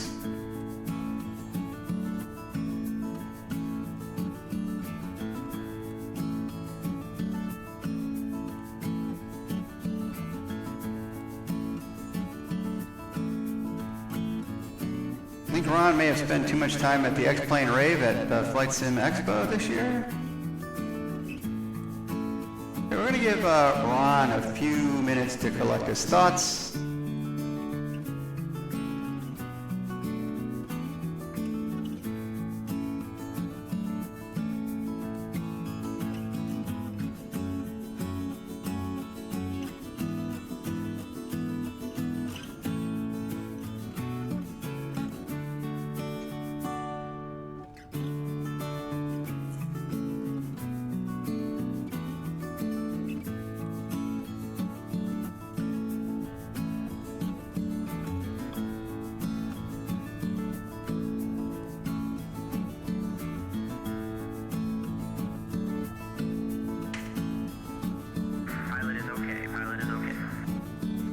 in, ladies and gentlemen.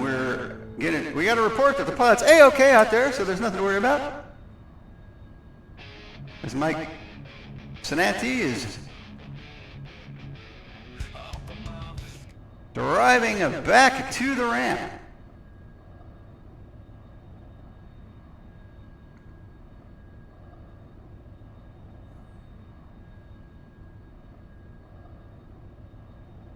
Just bear with us a moment. Ron's getting resettled back in. He wanted his first maneuver tonight, by the way, is listed as what not to do. So it was a great demonstration of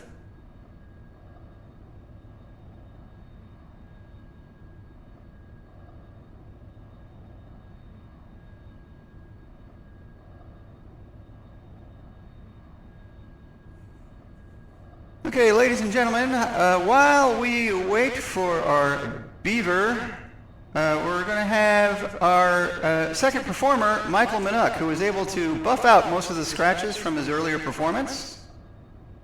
And he's going to be taking to the field shortly.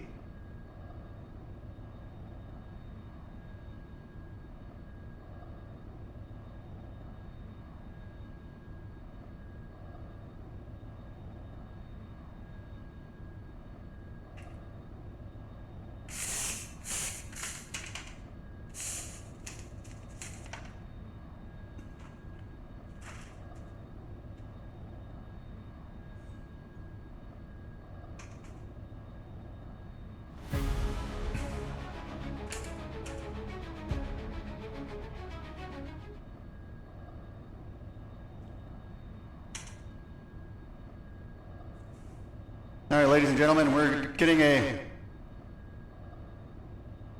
and gentlemen, I'd like to introduce you to car number 2, member of the Ops Truck Performance Team here at Galesburg Airport.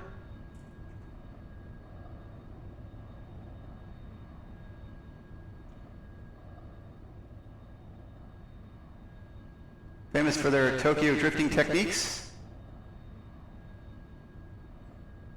which apparently involves slamming on the brakes and cutting the wheel as hard as possible.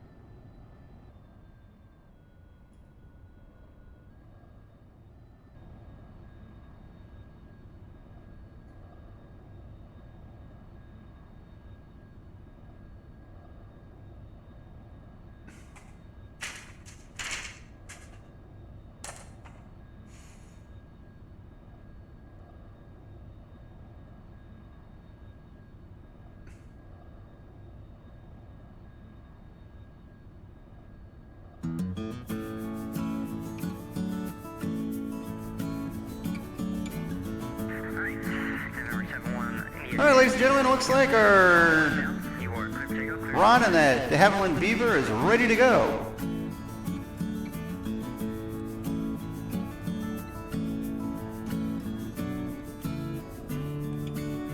And don't forget, Ron, everyone's already seen the how not to do it version, so there's no pressure this time.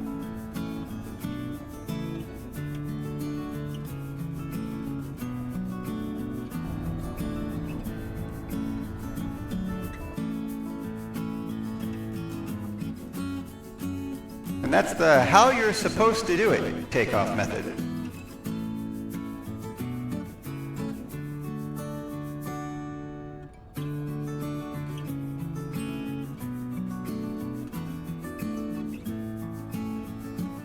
And Ron is performing his famous hover landing.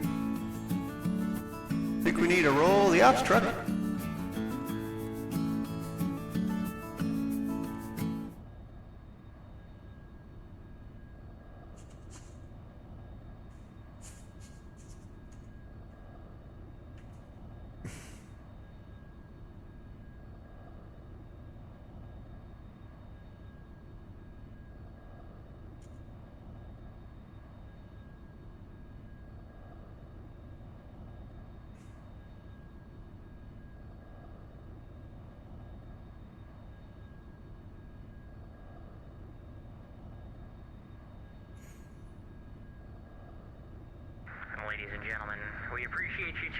live to the third annual Virtual USA Flying Club Air Show. Just a reminder that this is the sim, and sometimes the sim does go a little bit wonky, as you have seen, unfortunately, with our beaver there. We are going to move on with the show.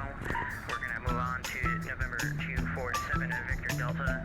November 247 at Victor Delta, you are cleared for takeoff and cleared into the box when ready. Roger, 7 Victor Delta.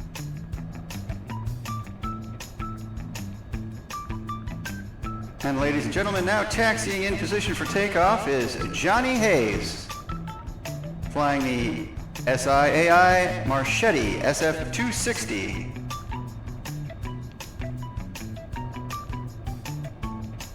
And like we say here at the Virtual USA Flying Club, what's better than tip tanks?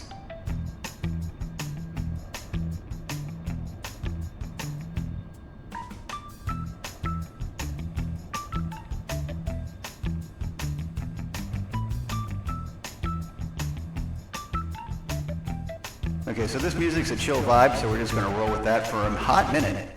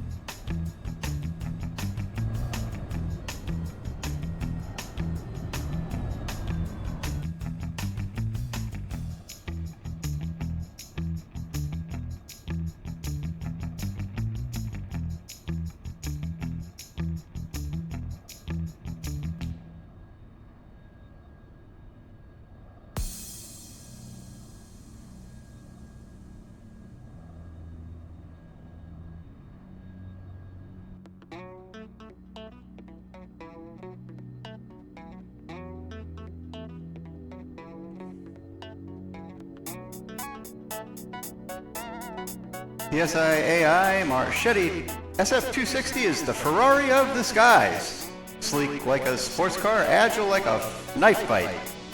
It's a high-performance Italian trainer that blends fighter-like handling with elegant lines.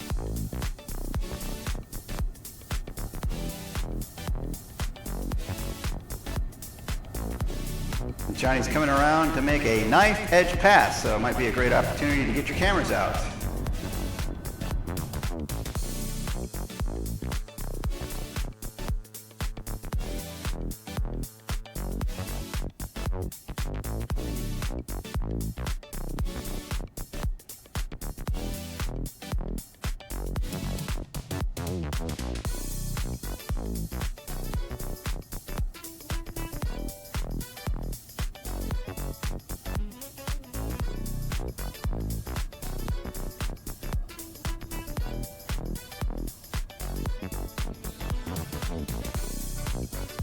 The Marchetti is a low-mounted cantilever wing monoplane with a retractable tricycle undercarriage. Designed in the early 1960s by Italian aircraft designer Stelio Frati, it is used as a trainer by air forces all over the world. Its primary users are the Italian Air Force, Libyan Air Force, Philippine Air Force, and Belgian Air Force.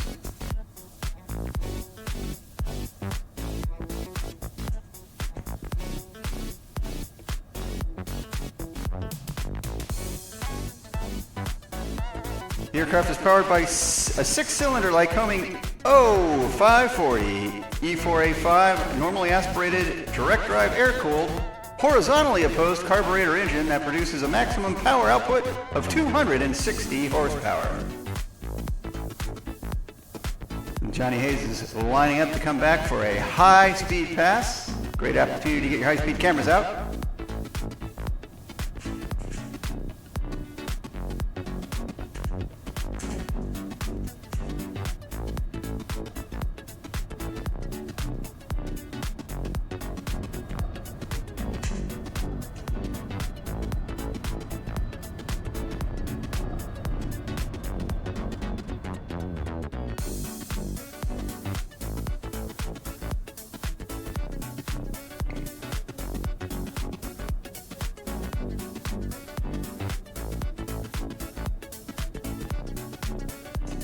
Described as the fastest normally aspirated piston single engine in production in the 1980s, it still holds airspeed records for aircraft in its class over 100 kilometers and 1,000-kilometer closed circuits.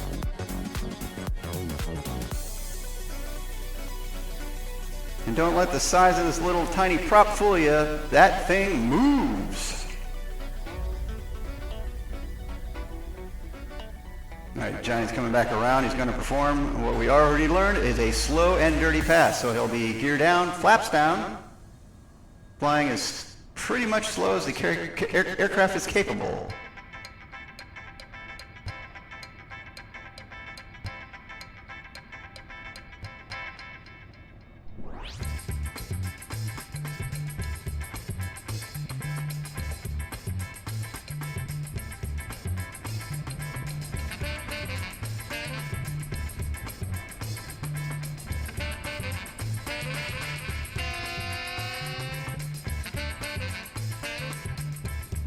We're going to call this one a slow, clean pass. So you'll notice the gear is up, the flaps are up, but he's still flying slow.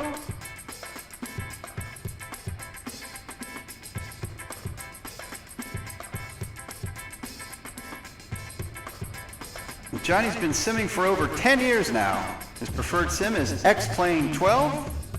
His interest in aviation was sparked by Flight Sim 10 and the Lotus Simulations L39. For anybody that can remember that. And he spent countless hours exploring the virtual skies in that sim.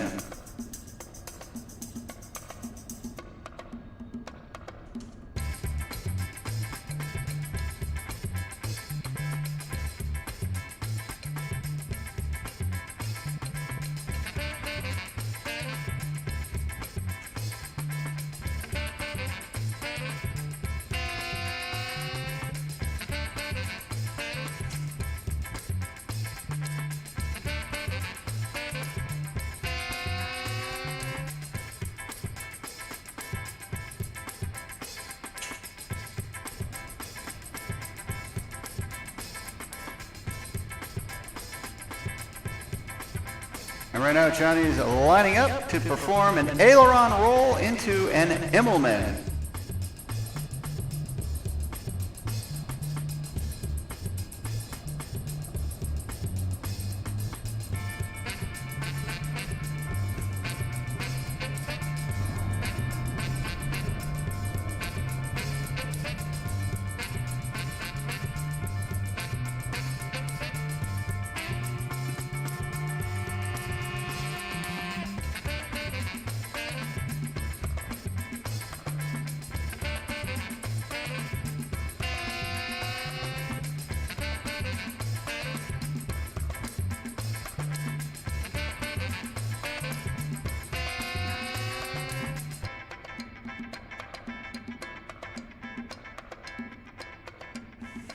And you'll see that Immelman turn was a full half back loop, and then he rolls out to reverse the inverted flight that happens when you do a half back loop.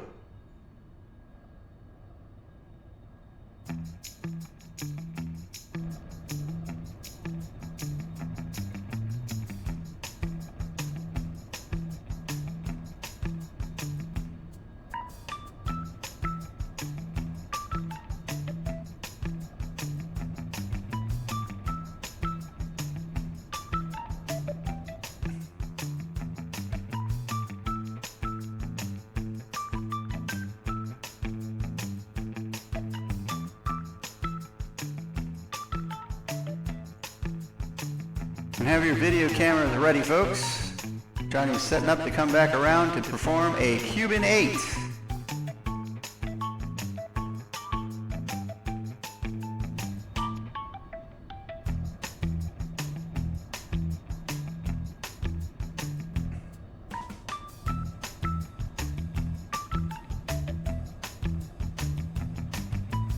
So a Cuban 8, he'll go to the far end of the runway, pull back on the stick, do 3/4 of a back loop, roll out. He'll be pitched down 45 degrees angled for the other end of the runway, and then he'll pull back again and repeat the process.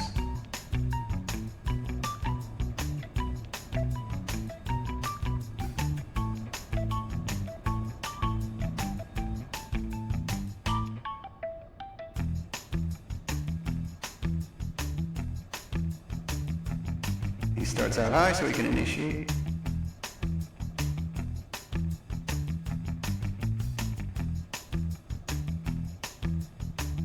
Doing an inverted Cuban 8. So he's starting by going inverted, pulling back on the stick, heading back towards the ground. And he'll continue up and then do a half roll to go back inverted.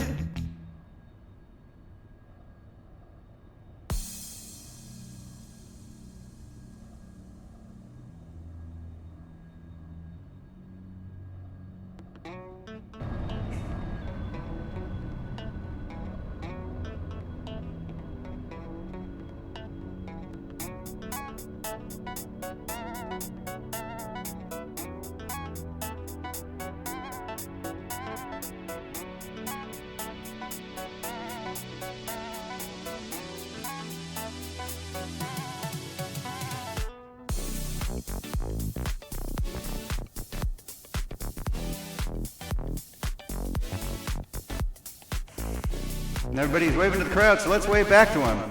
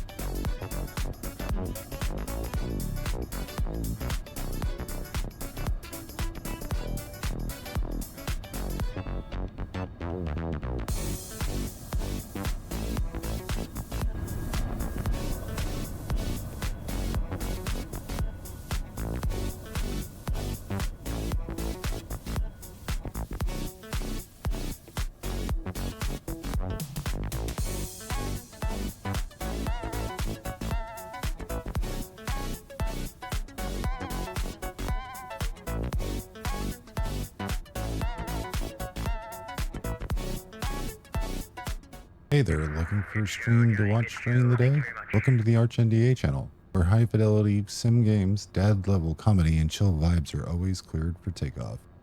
No politics, no drama, just great games, good people, and the occasional crash landing into a power line. All live on Twitch. Hop in the chat, say hey, and follow at twitch.tv/ArchNDA. That's ARCHNDA. Just don't ask about the NDA.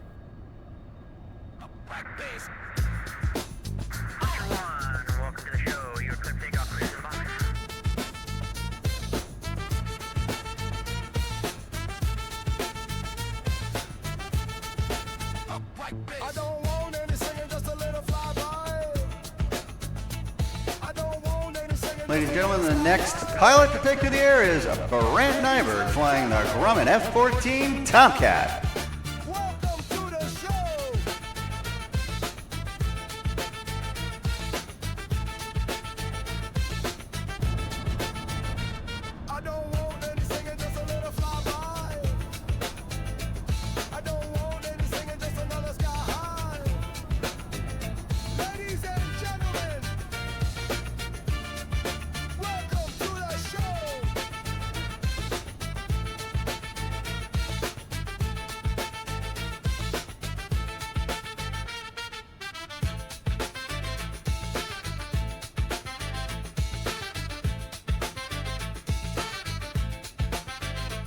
The Grumman F-14 Tomcat has twin afterburning turbofan GE F100 engines, or correction, F110 engines. Top speed's Mach 2.3, service ceiling is 50,000 feet.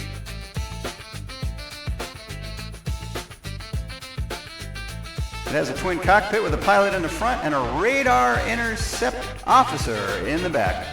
That radio intercept officer is also known as Rio.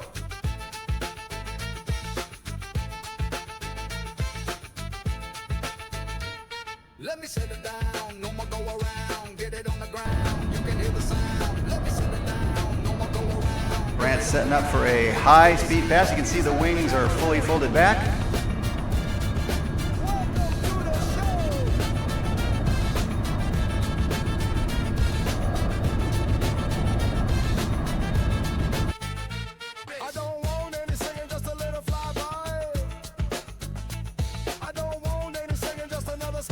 Characteristic variable sweep wings in this aircraft are actually set up that they automatically move between 20 degrees and 60 degrees to optimize performance based on airspeed and angle of attack.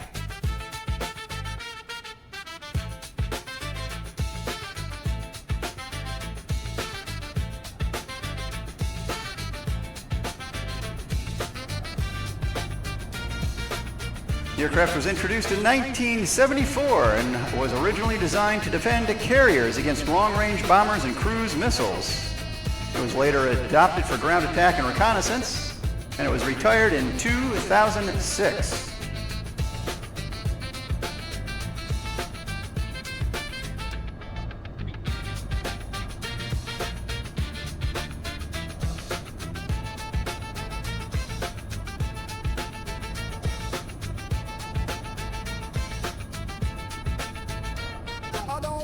Singing just a little flyby. I don't want any singing, just another sky high.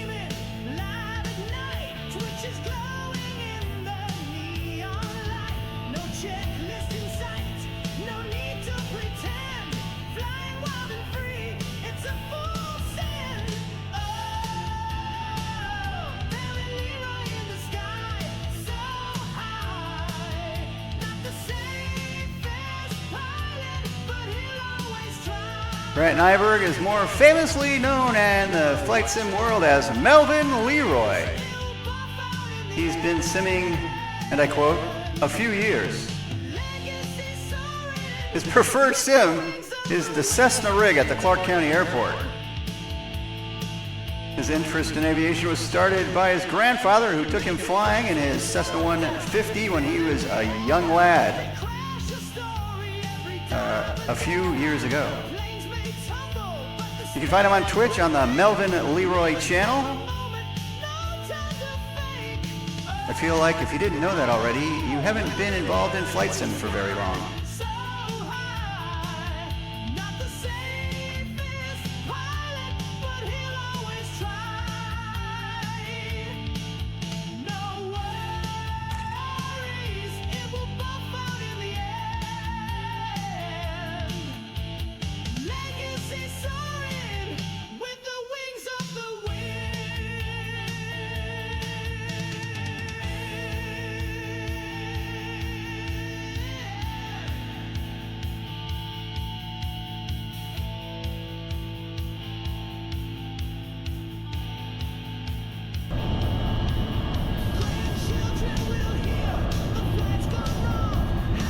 Setting up for another high-speed, low-pass. Good opportunity for you all to get your phones and cameras out.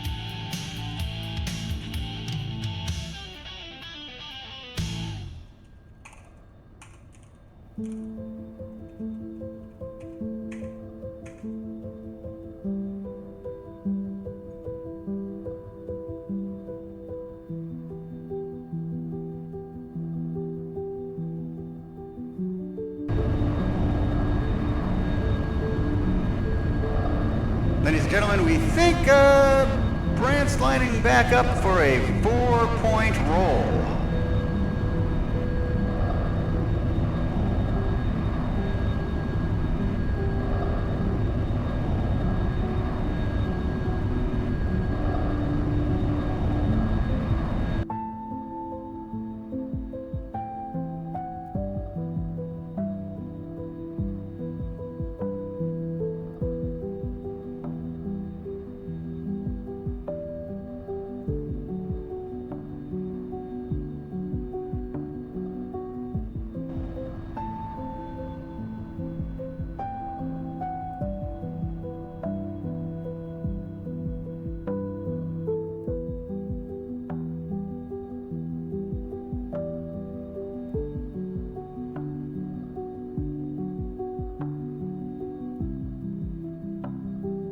That looked beautiful. Let's give Melvin a big round of applause, folks.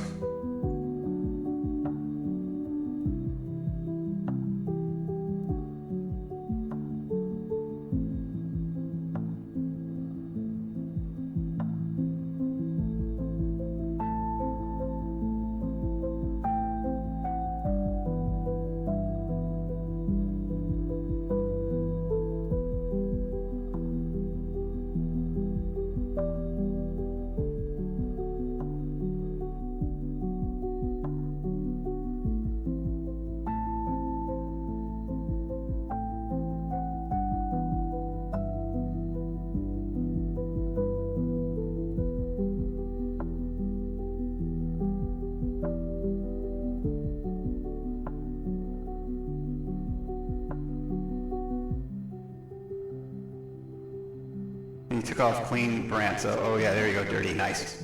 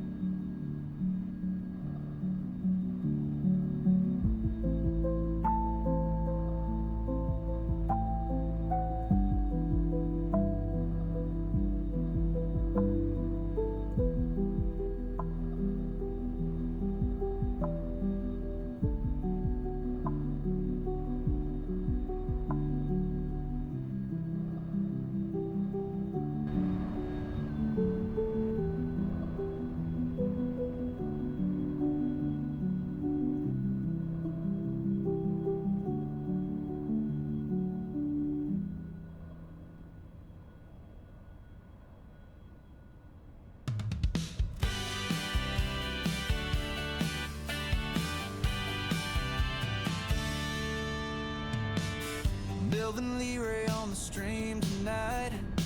Flying low, no checklist inside. Throttle up, no fear, no guide. Full sand vibe.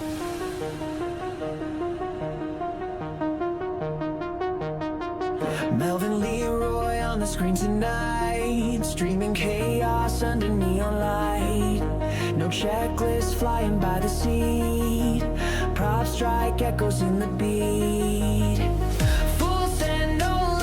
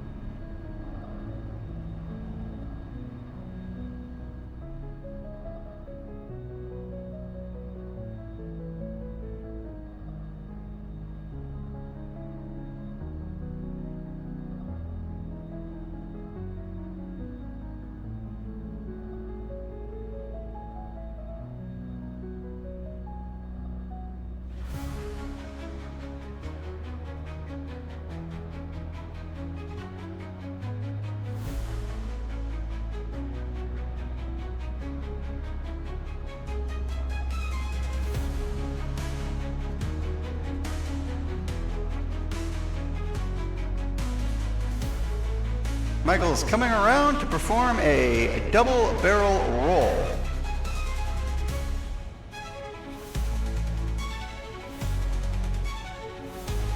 You may remember Michael Minuck. He performed at the beginning of our air show. He scratched his aircraft slightly, got it all buffed out, and now he's back in the air. I think he's setting up for a double barrel roll.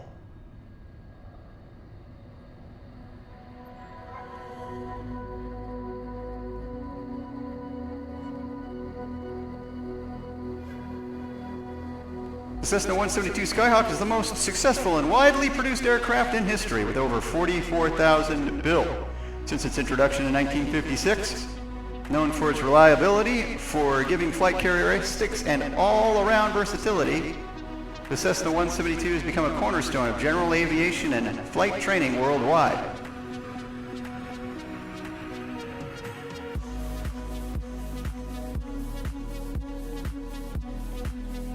Powered by a 4-cylinder engine and typically cruising at around 120 knots, the Skyhawk is a favorite among student pilots, instructors, and private owners alike.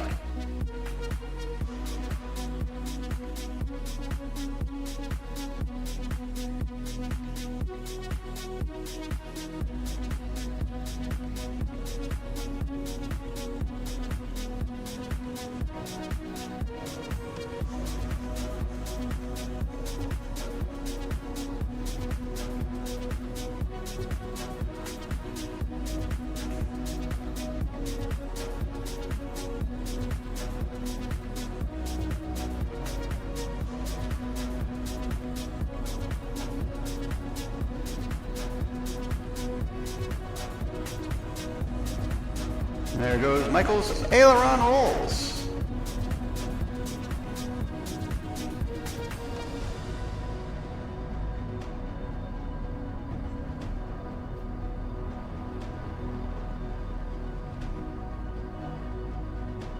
Michael's going to come around and perform a Cuban 8 along runway 3.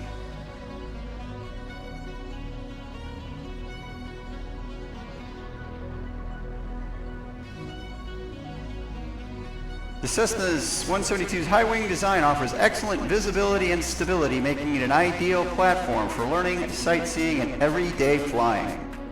For many, the Cessna 172 is more than just an aircraft. It's the plane that launched 1,000 careers and kept the spirit of aviation alive across generations.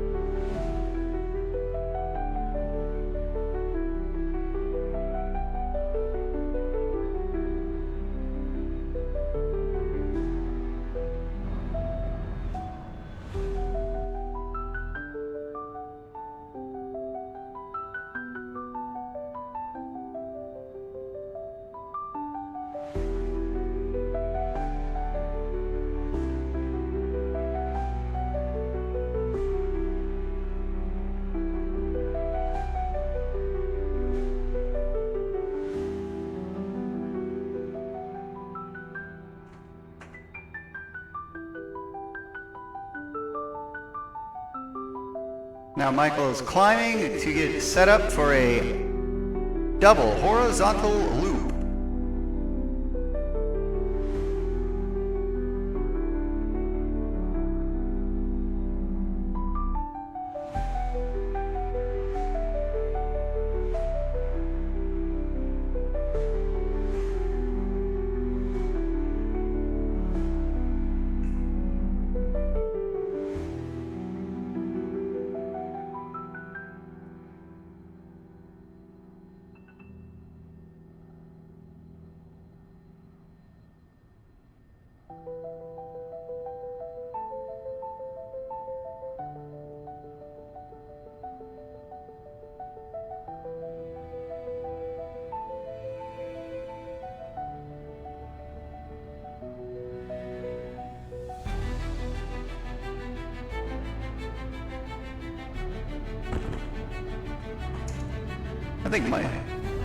I think Michael may or may not have thrown a third loop in for our viewing pleasure. Let's give him a big round of applause for that one.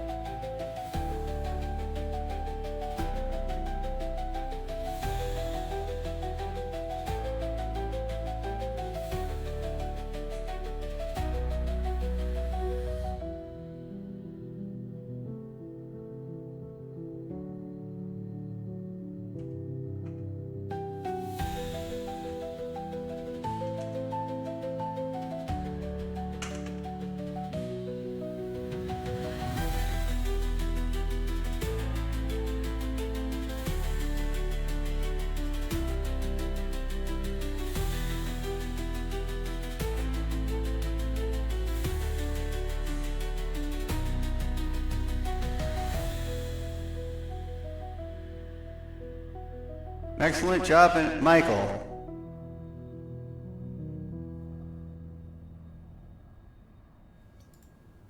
Fly reel, build reel. Join me in a full-scale Cessna 172 home cockpit as I stream professional flight simulation in X-Plane 12, featuring custom scenery creation and immersive realism. Live on Twitch at twitch.tv/N8033Fox, where realism takes flight. Let's fly and build the world together.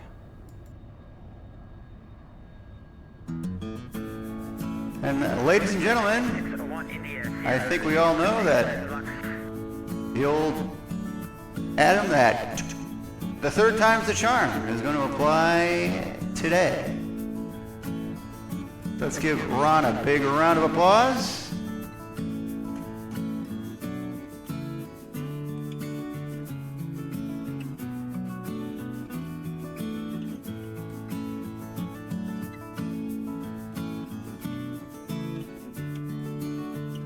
Nary a scratch. Ron's team worked tirelessly for the last hour and a half cleaning the bird up.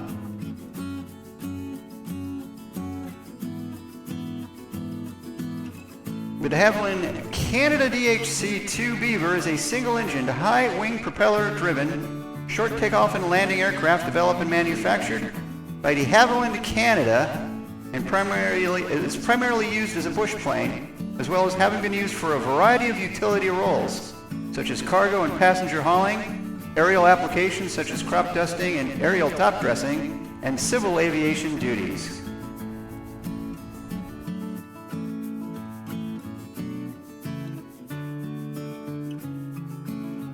First flight of this aircraft took place on August 1st, 1947, with the first production aircraft being delivered in April of 1948 to the Ontario Department of Lands and Forests. In 1967, manufacturing had ceased, with 1,657 aircraft having been built.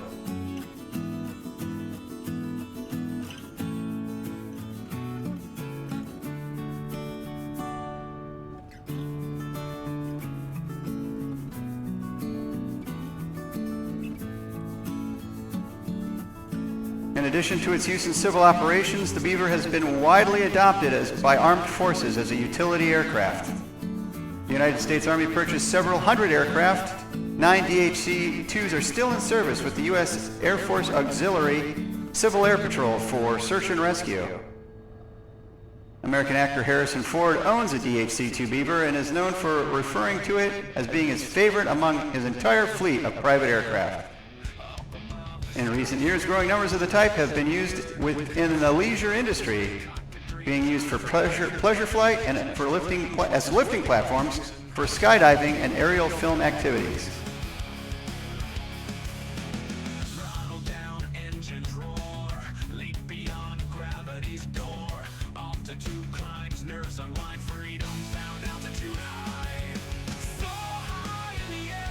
Ron's getting set up now to do a low pass.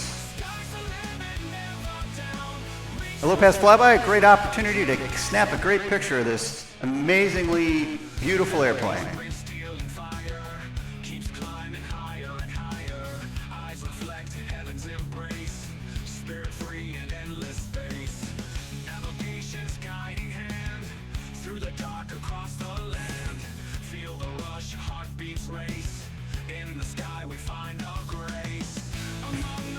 The Beaver can be flown as a crew of 1 or 2 and has a capacity of 6 passengers.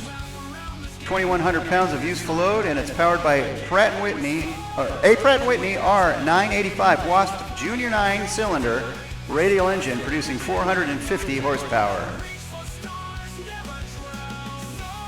It boasts a maximum speed of 158 miles an hour, a cruise speed of 143 miles an hour at 5,000 feet.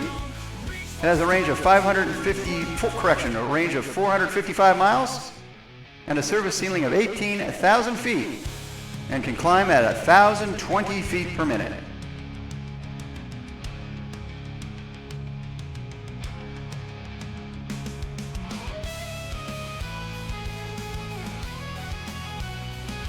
Ron is a 63-year-old young man and started simming around 1984 when he bought his first PC, having had a VIC-20 prior. He bought a copy of the first version of Microsoft Flight Simulator and has owned a few more versions since then. His claim to fame is still having a CD of the Microsoft Flight Simulator 2000.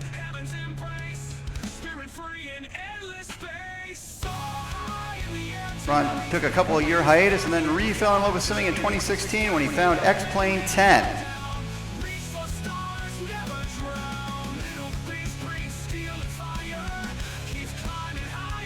Ron's coming back in for an aileron roll.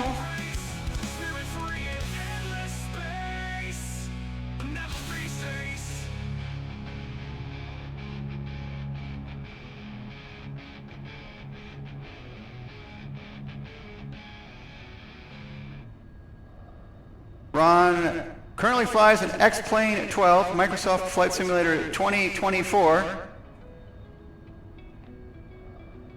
P3D version 6, and occasionally DCS.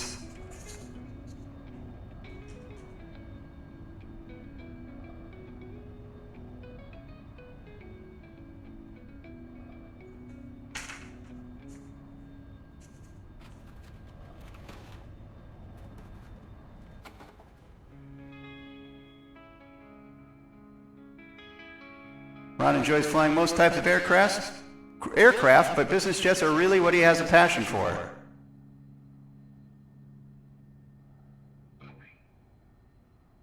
He is the owner of almost all aircraft in the simulator and a master of none. You can find him on twitch.tv as Iowa Scotsman, and he also has a YouTube channel of the same name. Sailing through the sky like haze, living dreams in eagle's eyes. Ron's a huge Iowa Hawkeye college football and basketball fan. He also loves the Minnesota Vikings, the Iowa Cubs, and the Chicago Cubs baseball. Clouds embrace the endless blue. Sunlight baths in morning dew.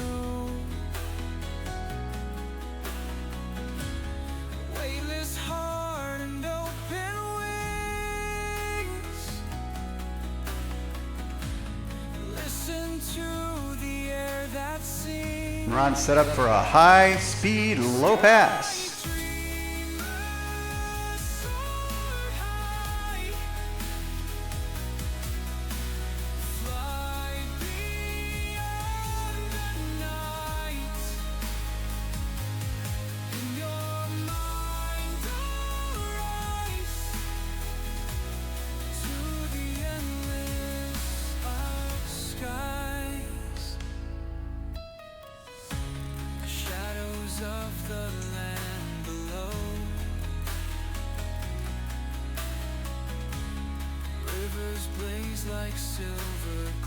That's a beautiful low pass, Ron. Everybody give him a big round of applause.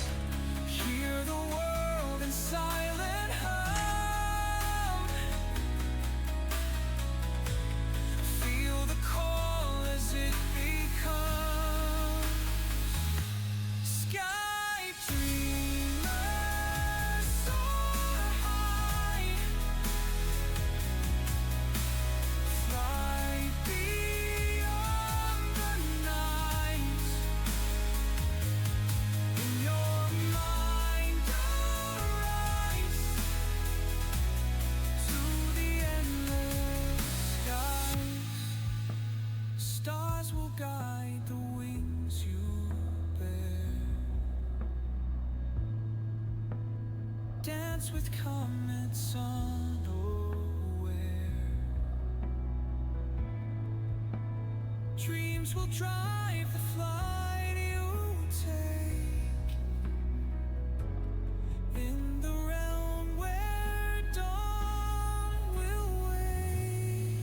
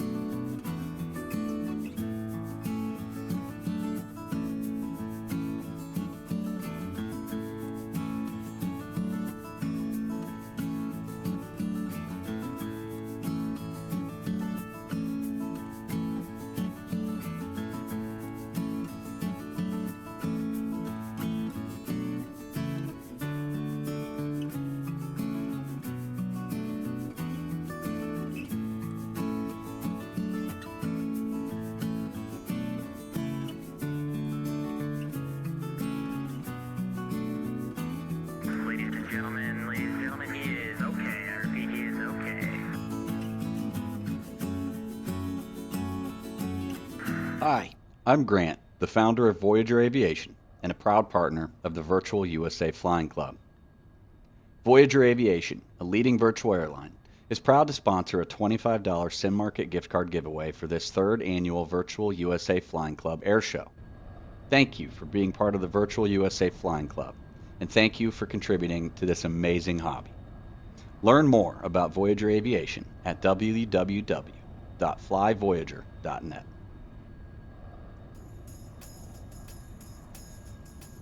November 5-1 Victor Lima, you clear for takeoff, clear to the box. 5-1 Victor Lima, roger.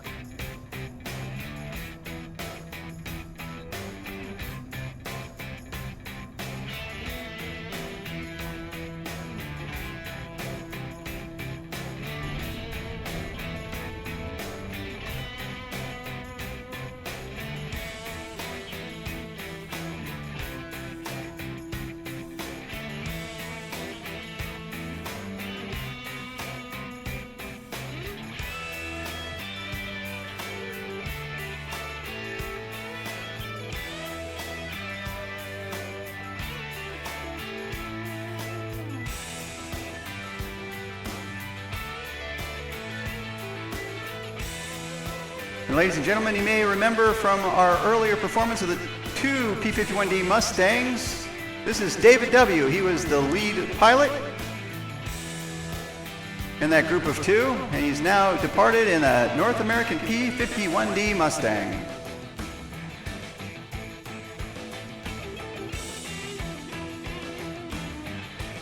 And David's coming back around to perform an inverted pass.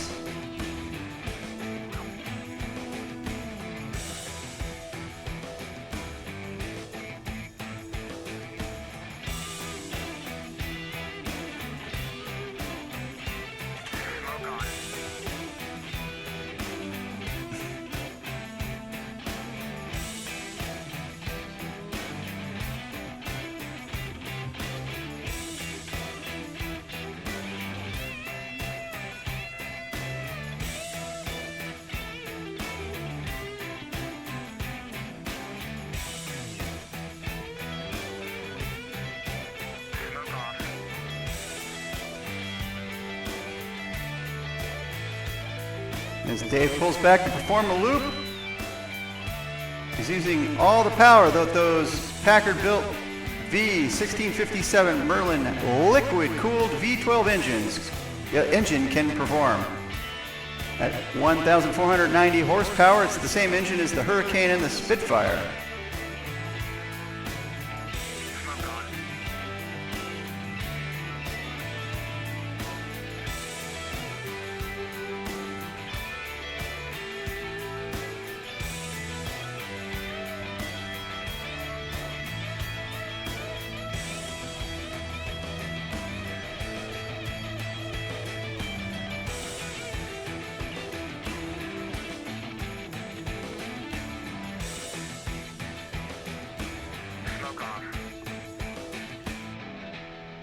Originally, the plane was designed with an Allison engine in mind, but it was underpowered, and thus the change to the dual-charge Merlin was made. Out of just over 15,000 P-51Ds made, 8,100 were the bubble canopy P-51D model. The change was made for superior visibility, and the plane was introduced to Europe in the mid-1944.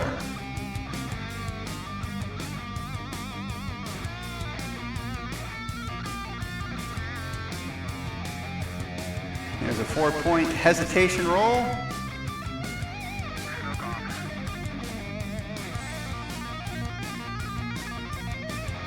Into a half Cuban.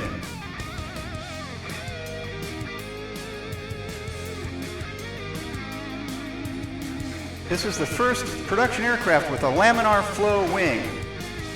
Although wartime manufacturing tolerances meant that the wing didn't actually achieve the full benefits of the design.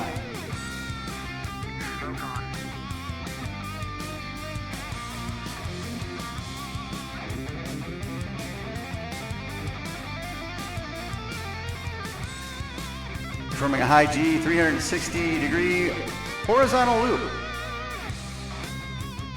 Despite being a highly nimble flyer, the P-51 was not equipped with inverted flight systems and is limited to only a few seconds of inverted flight. I think we can all agree David W. is making very good use of the uninverted short flights in this performance.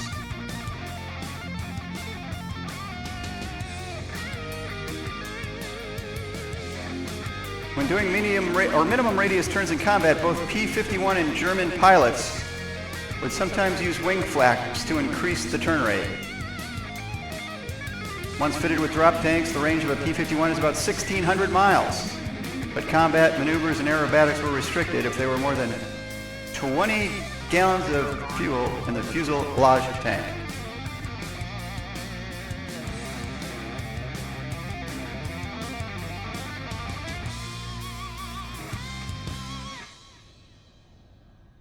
Famous P-51D scissor run, crossing back and forth over the runway.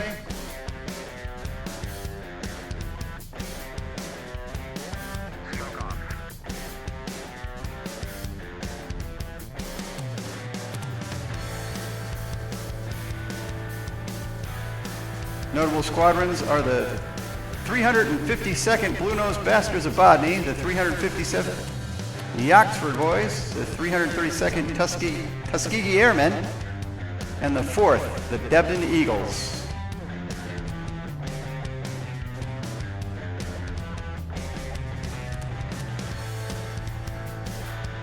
Dave's lining up for a barrel roll.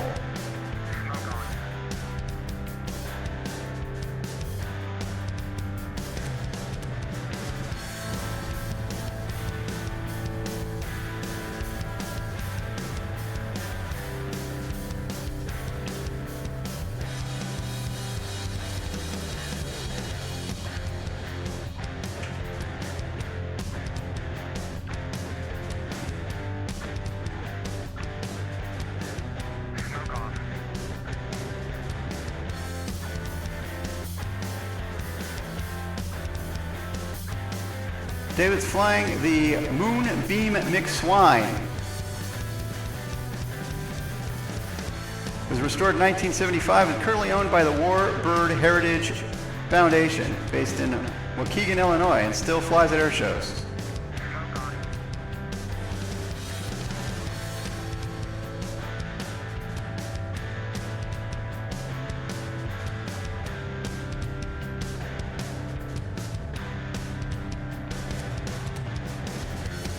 Six, 7, 8. An 8-point roll.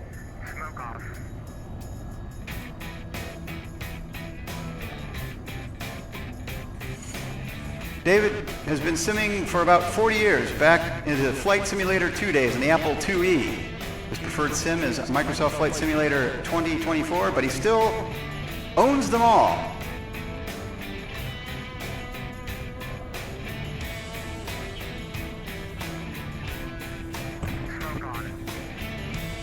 If I said 4 years, I meant to say 40 years he's been flight simming.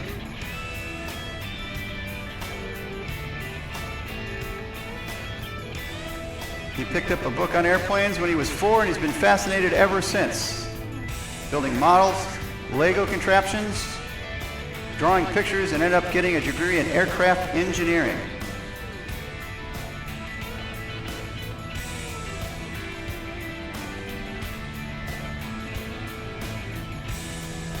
He does have a private pilot's license, but it's been unused for several years. He's hoping to get back in the air at some point in the future.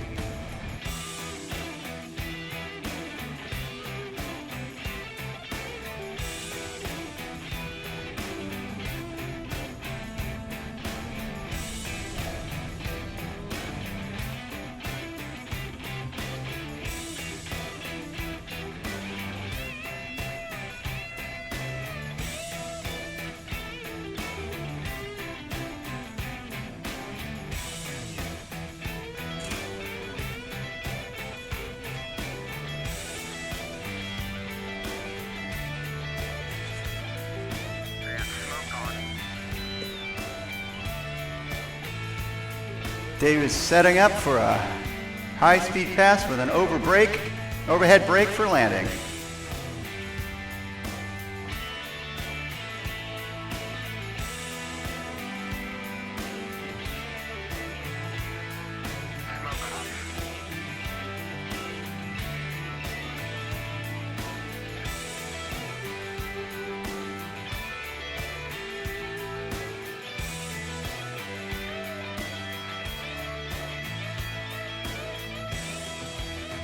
You notice his gear is down, setting up for the landing.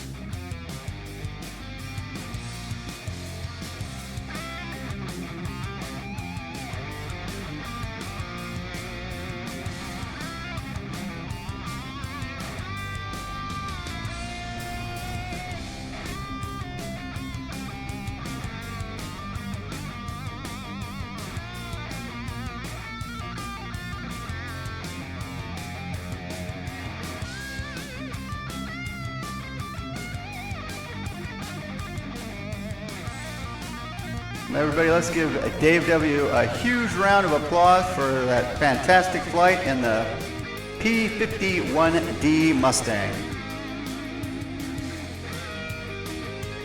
It's that time of year again. Chicago Virtual Center presents our annual VATSIM tribute to EAA AirVenture, an annual air show and gathering of aviation enthusiasts held each summer at Whitman Regional Airport in Oshkosh, Wisconsin.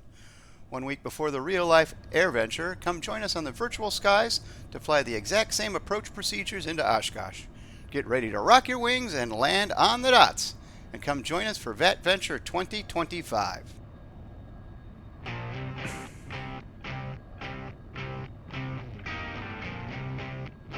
Alright, Brant United States Air Force, we thank you very much for joining us for this year's air show. You guys will be capping us off tonight. The first one is the F-35. Your cryptic up clearance for Bucks. Course 44 on the F-35, lightning to cryptic takeoff clear to the Bucks. And ladies and gentlemen, the Virtual USA Flying Club has a special treat for you. We are proud to announce the Virtual United States Air Force is joining us.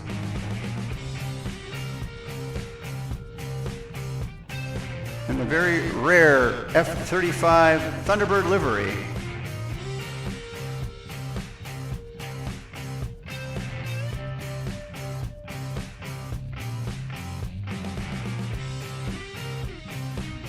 Our F-35 pilot tonight is Alex Duvall. He's been simming 6 years, since 2019, and he loves to fly DCS and Microsoft Flight Simulator 2020.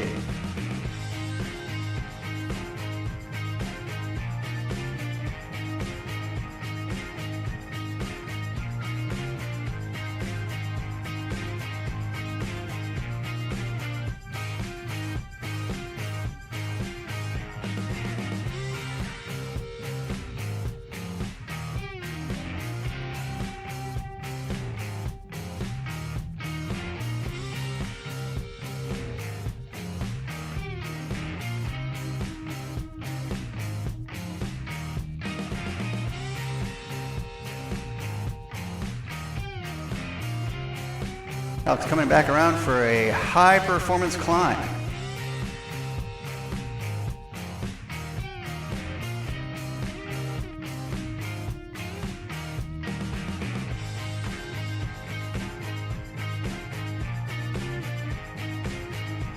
Alex's interest in aviation was sparked by watching the space shuttle launch at a Kennedy Space Center. He's a real-world CPL, and he's an approach controller for Virtual DC Center.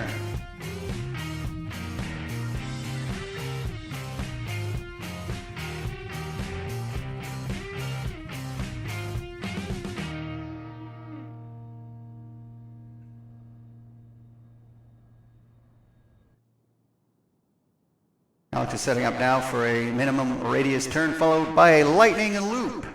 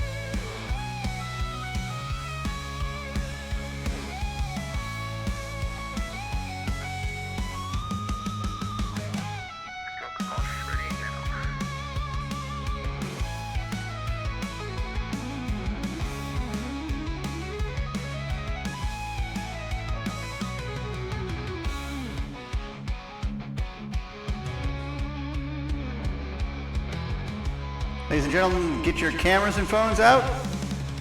Alex is lining up for a dedication pass from your left to right.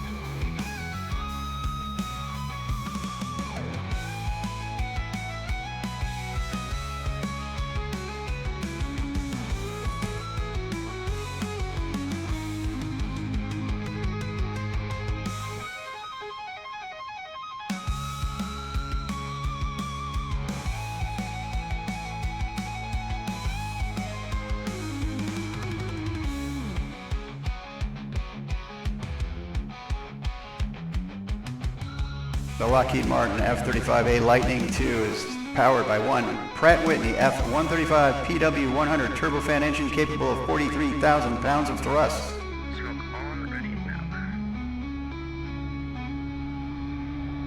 He's going to be inverted into an inverted roll.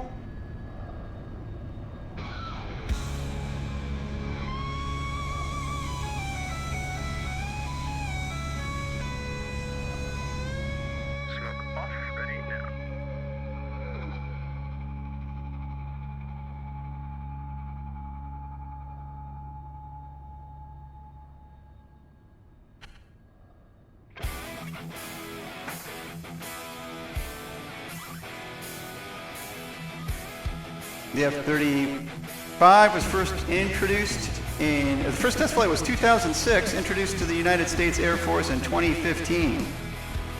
There were 1,000 delivered and an order of 3,000 ordered globally.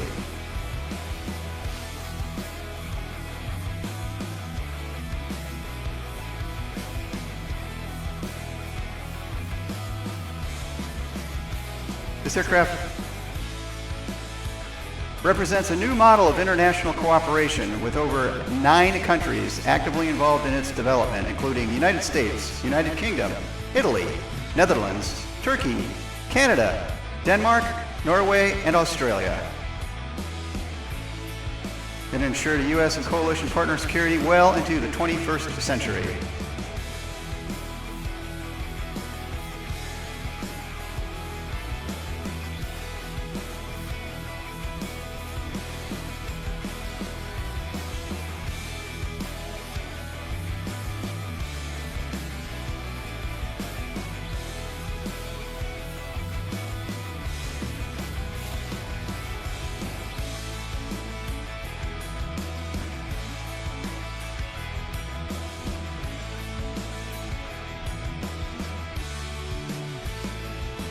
Ladies and gentlemen, he's lining up for a high alpha pass, which means he's going to be going as slow as he can with the aircraft at its highest angle of attack that he can safely fly it.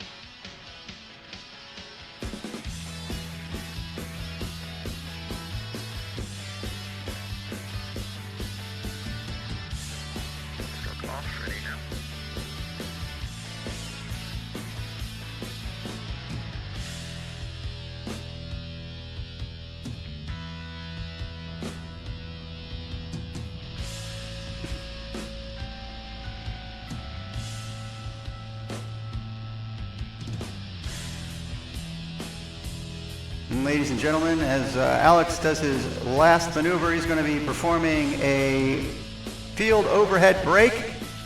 And let's give him a big round of applause as he sets up for his final approach.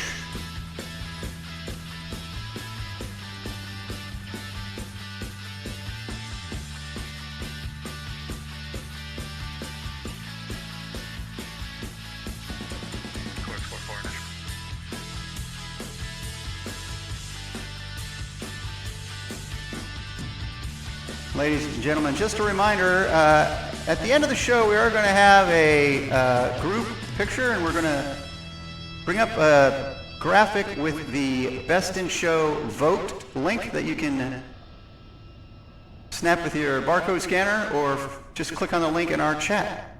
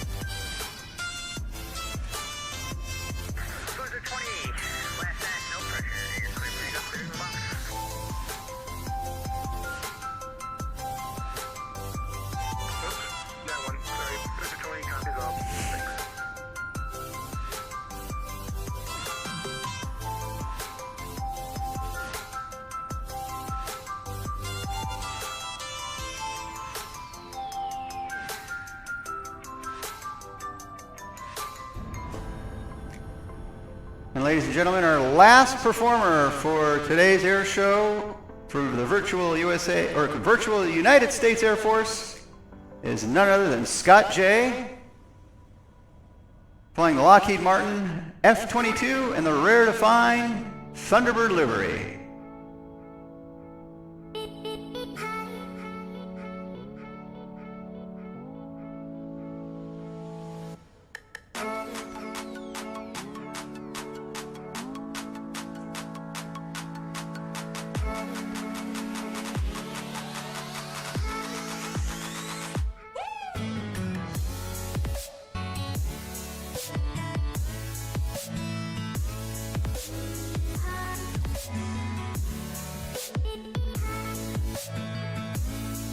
Scott's been simming for 25 years and prefers Microsoft Flight Simulator 2024.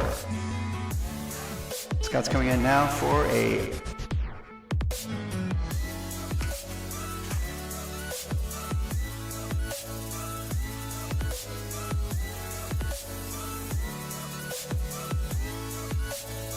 Scott's about to pull up and complete a power loop.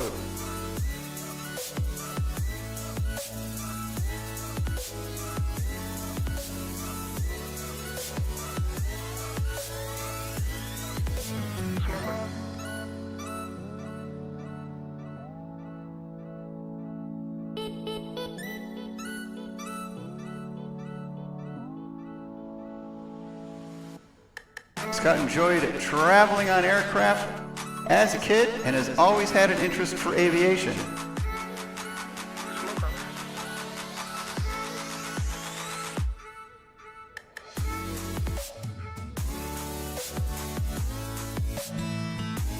Scott is a real-world pilot with endorsements in high performance, complex tailwheel, and aerobatic aircraft.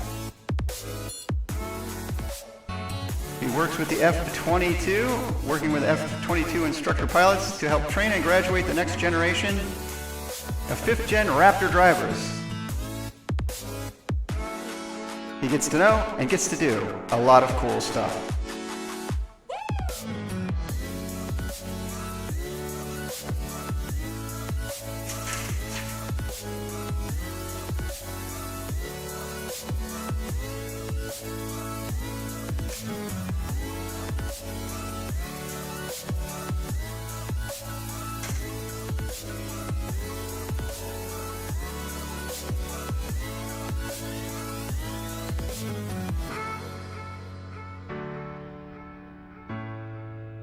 And Scott's now setting up to do a high alpha pass, meaning again he's going to fly at the highest angle of attack the aircraft's capable of safely. So you'll find you'll be pointed to the sky and flying very slowly from right to left.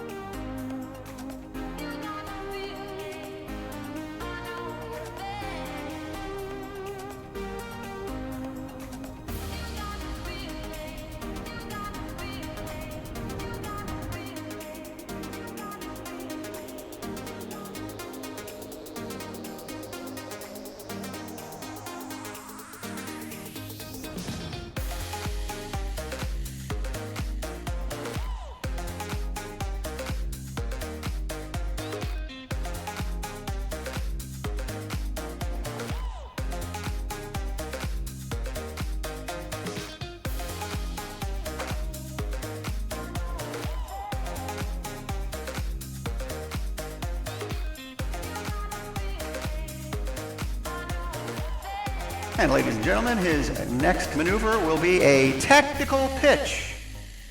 And we're all going to learn what that is together.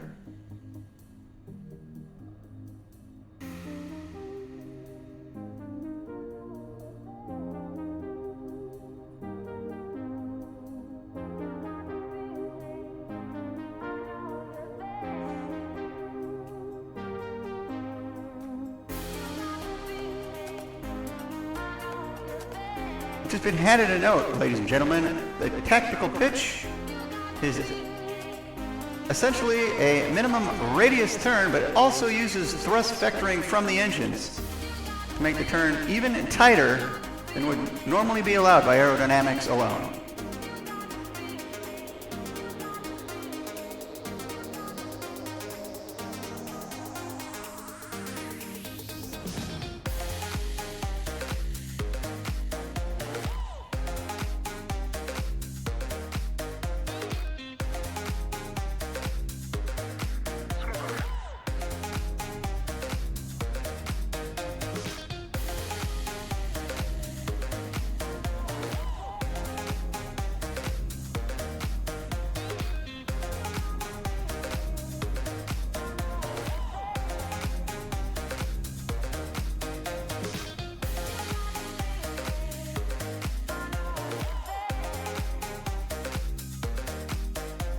Now, ladies and gentlemen, he's setting up for a max climb into a spin recovery.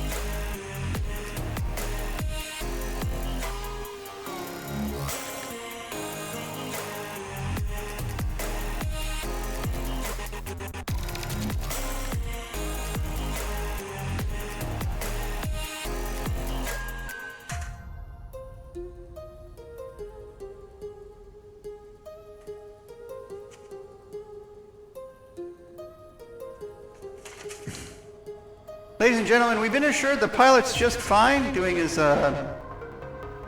little pickleball bounce maneuver, it's called. He did eject. That's the blue smoke you might have seen. Yep, truck's out there. I've already been told that the pilot's dusting off his flight suit.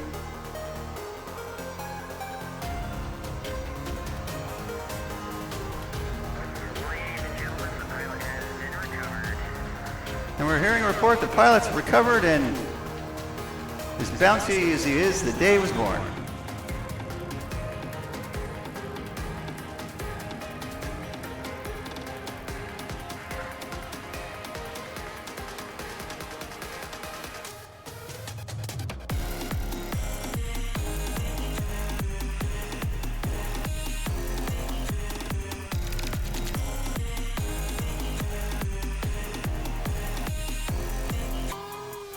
All right, ladies and gentlemen, what we're going to do now is we are going to put up a few credits, but don't go anywhere because we're going to set up for a final photo.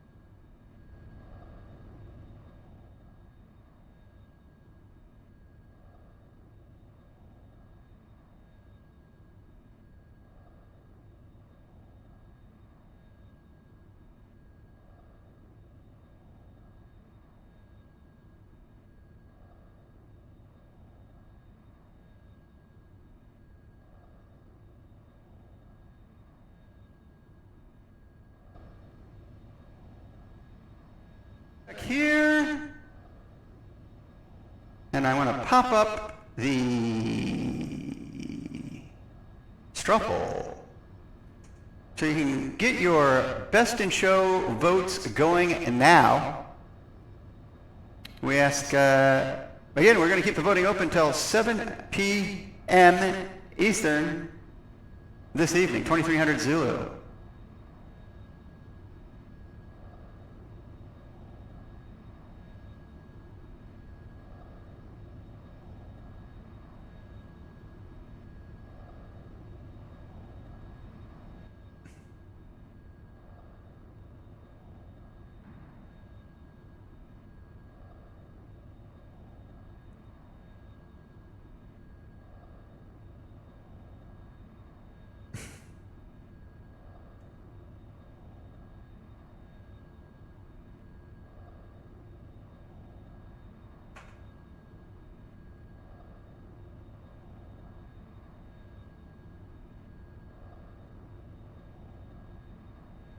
Again, we'd really like to thank our entire audience.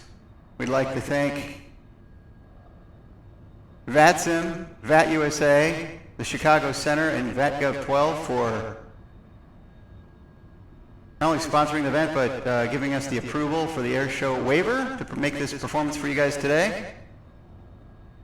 We'd certainly like to thank all of the pilots involved in our Airshow. We'd like to thank all the members of the Virtual USA Flying Club and guests. A special shout out to all the new members that joined the Virtual USA Flying Club in the last month after having visited the Flight Sim Expo in Providence, Rhode Island.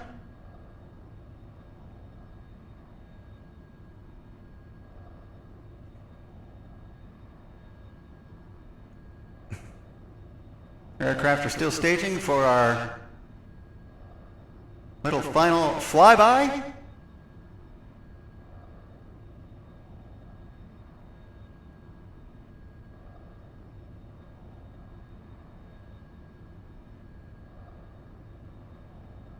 I'm not going to lie, this might be the best part of the air show.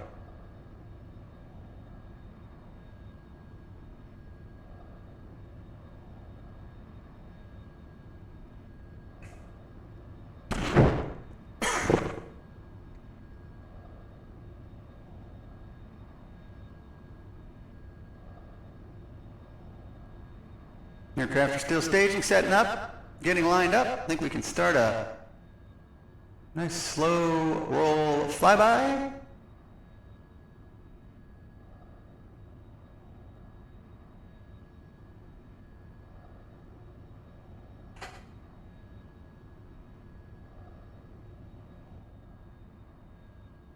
Ladies and gentlemen that are still watching us here as we wrap up on the twitch.tv/JeffreyB channel, we want to thank you very much for tuning in to this year's Virtual USA Flying Club Air Show. I want everyone in the stream that's still in the chat to give a big thank you to Jeffrey B. Big thank you to Jeffrey B. He put in months of work creating all of these CSLs and liveries by hand, all of the animations that they did with the gear, the flaps, everything, the smoke. He's done all the production. He coordinated all the music. He is the commentator extraordinaire. Everyone, make sure to give a big round of applause to Jeffrey B.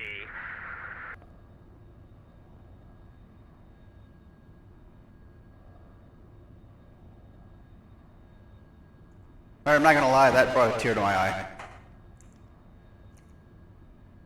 All right, ladies and gentlemen, last chance for a final photo pass.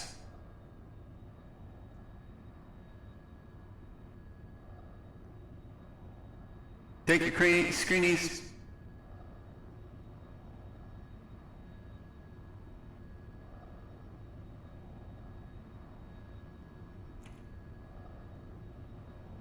And please don't forget, guys, to vote for Best in Show. We had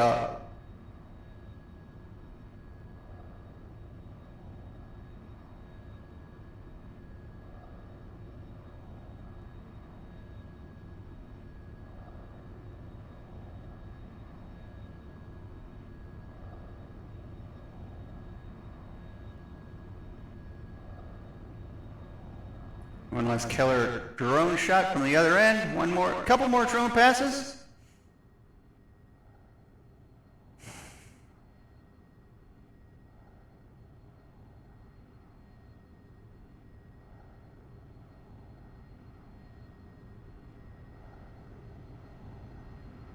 And after the show is concluded tonight, folks, we're going to export the entire show to the Virtual USA Flying Club YouTube channel. So if you don't already subscribe to that channel, go ahead and do that now.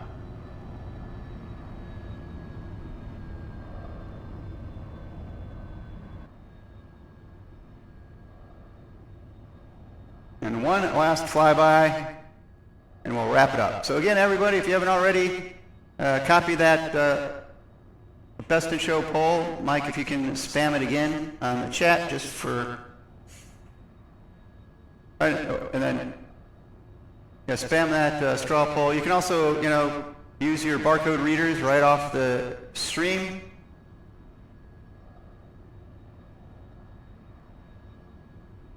You have till 7 p.m. tonight, Eastern Time, 2300 Zulu to get your boats in. There's a lot to choose from, folks, so good luck. I wouldn't want to pick any of them because they were all fantastic.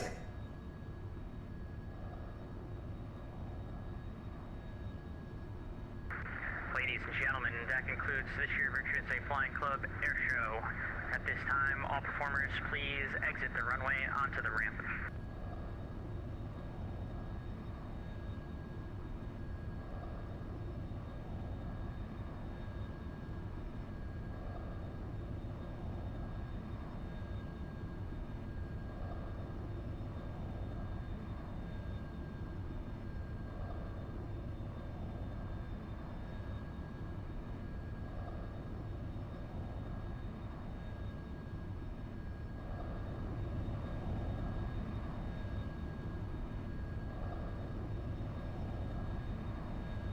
And we'd like to give our sincere thanks to VATSIM, VAT-USA, the Chicago Center, and VATGov 12. Once again for being our primary sponsors hosting the event. Thanks everybody for watching, and we will see you again next year.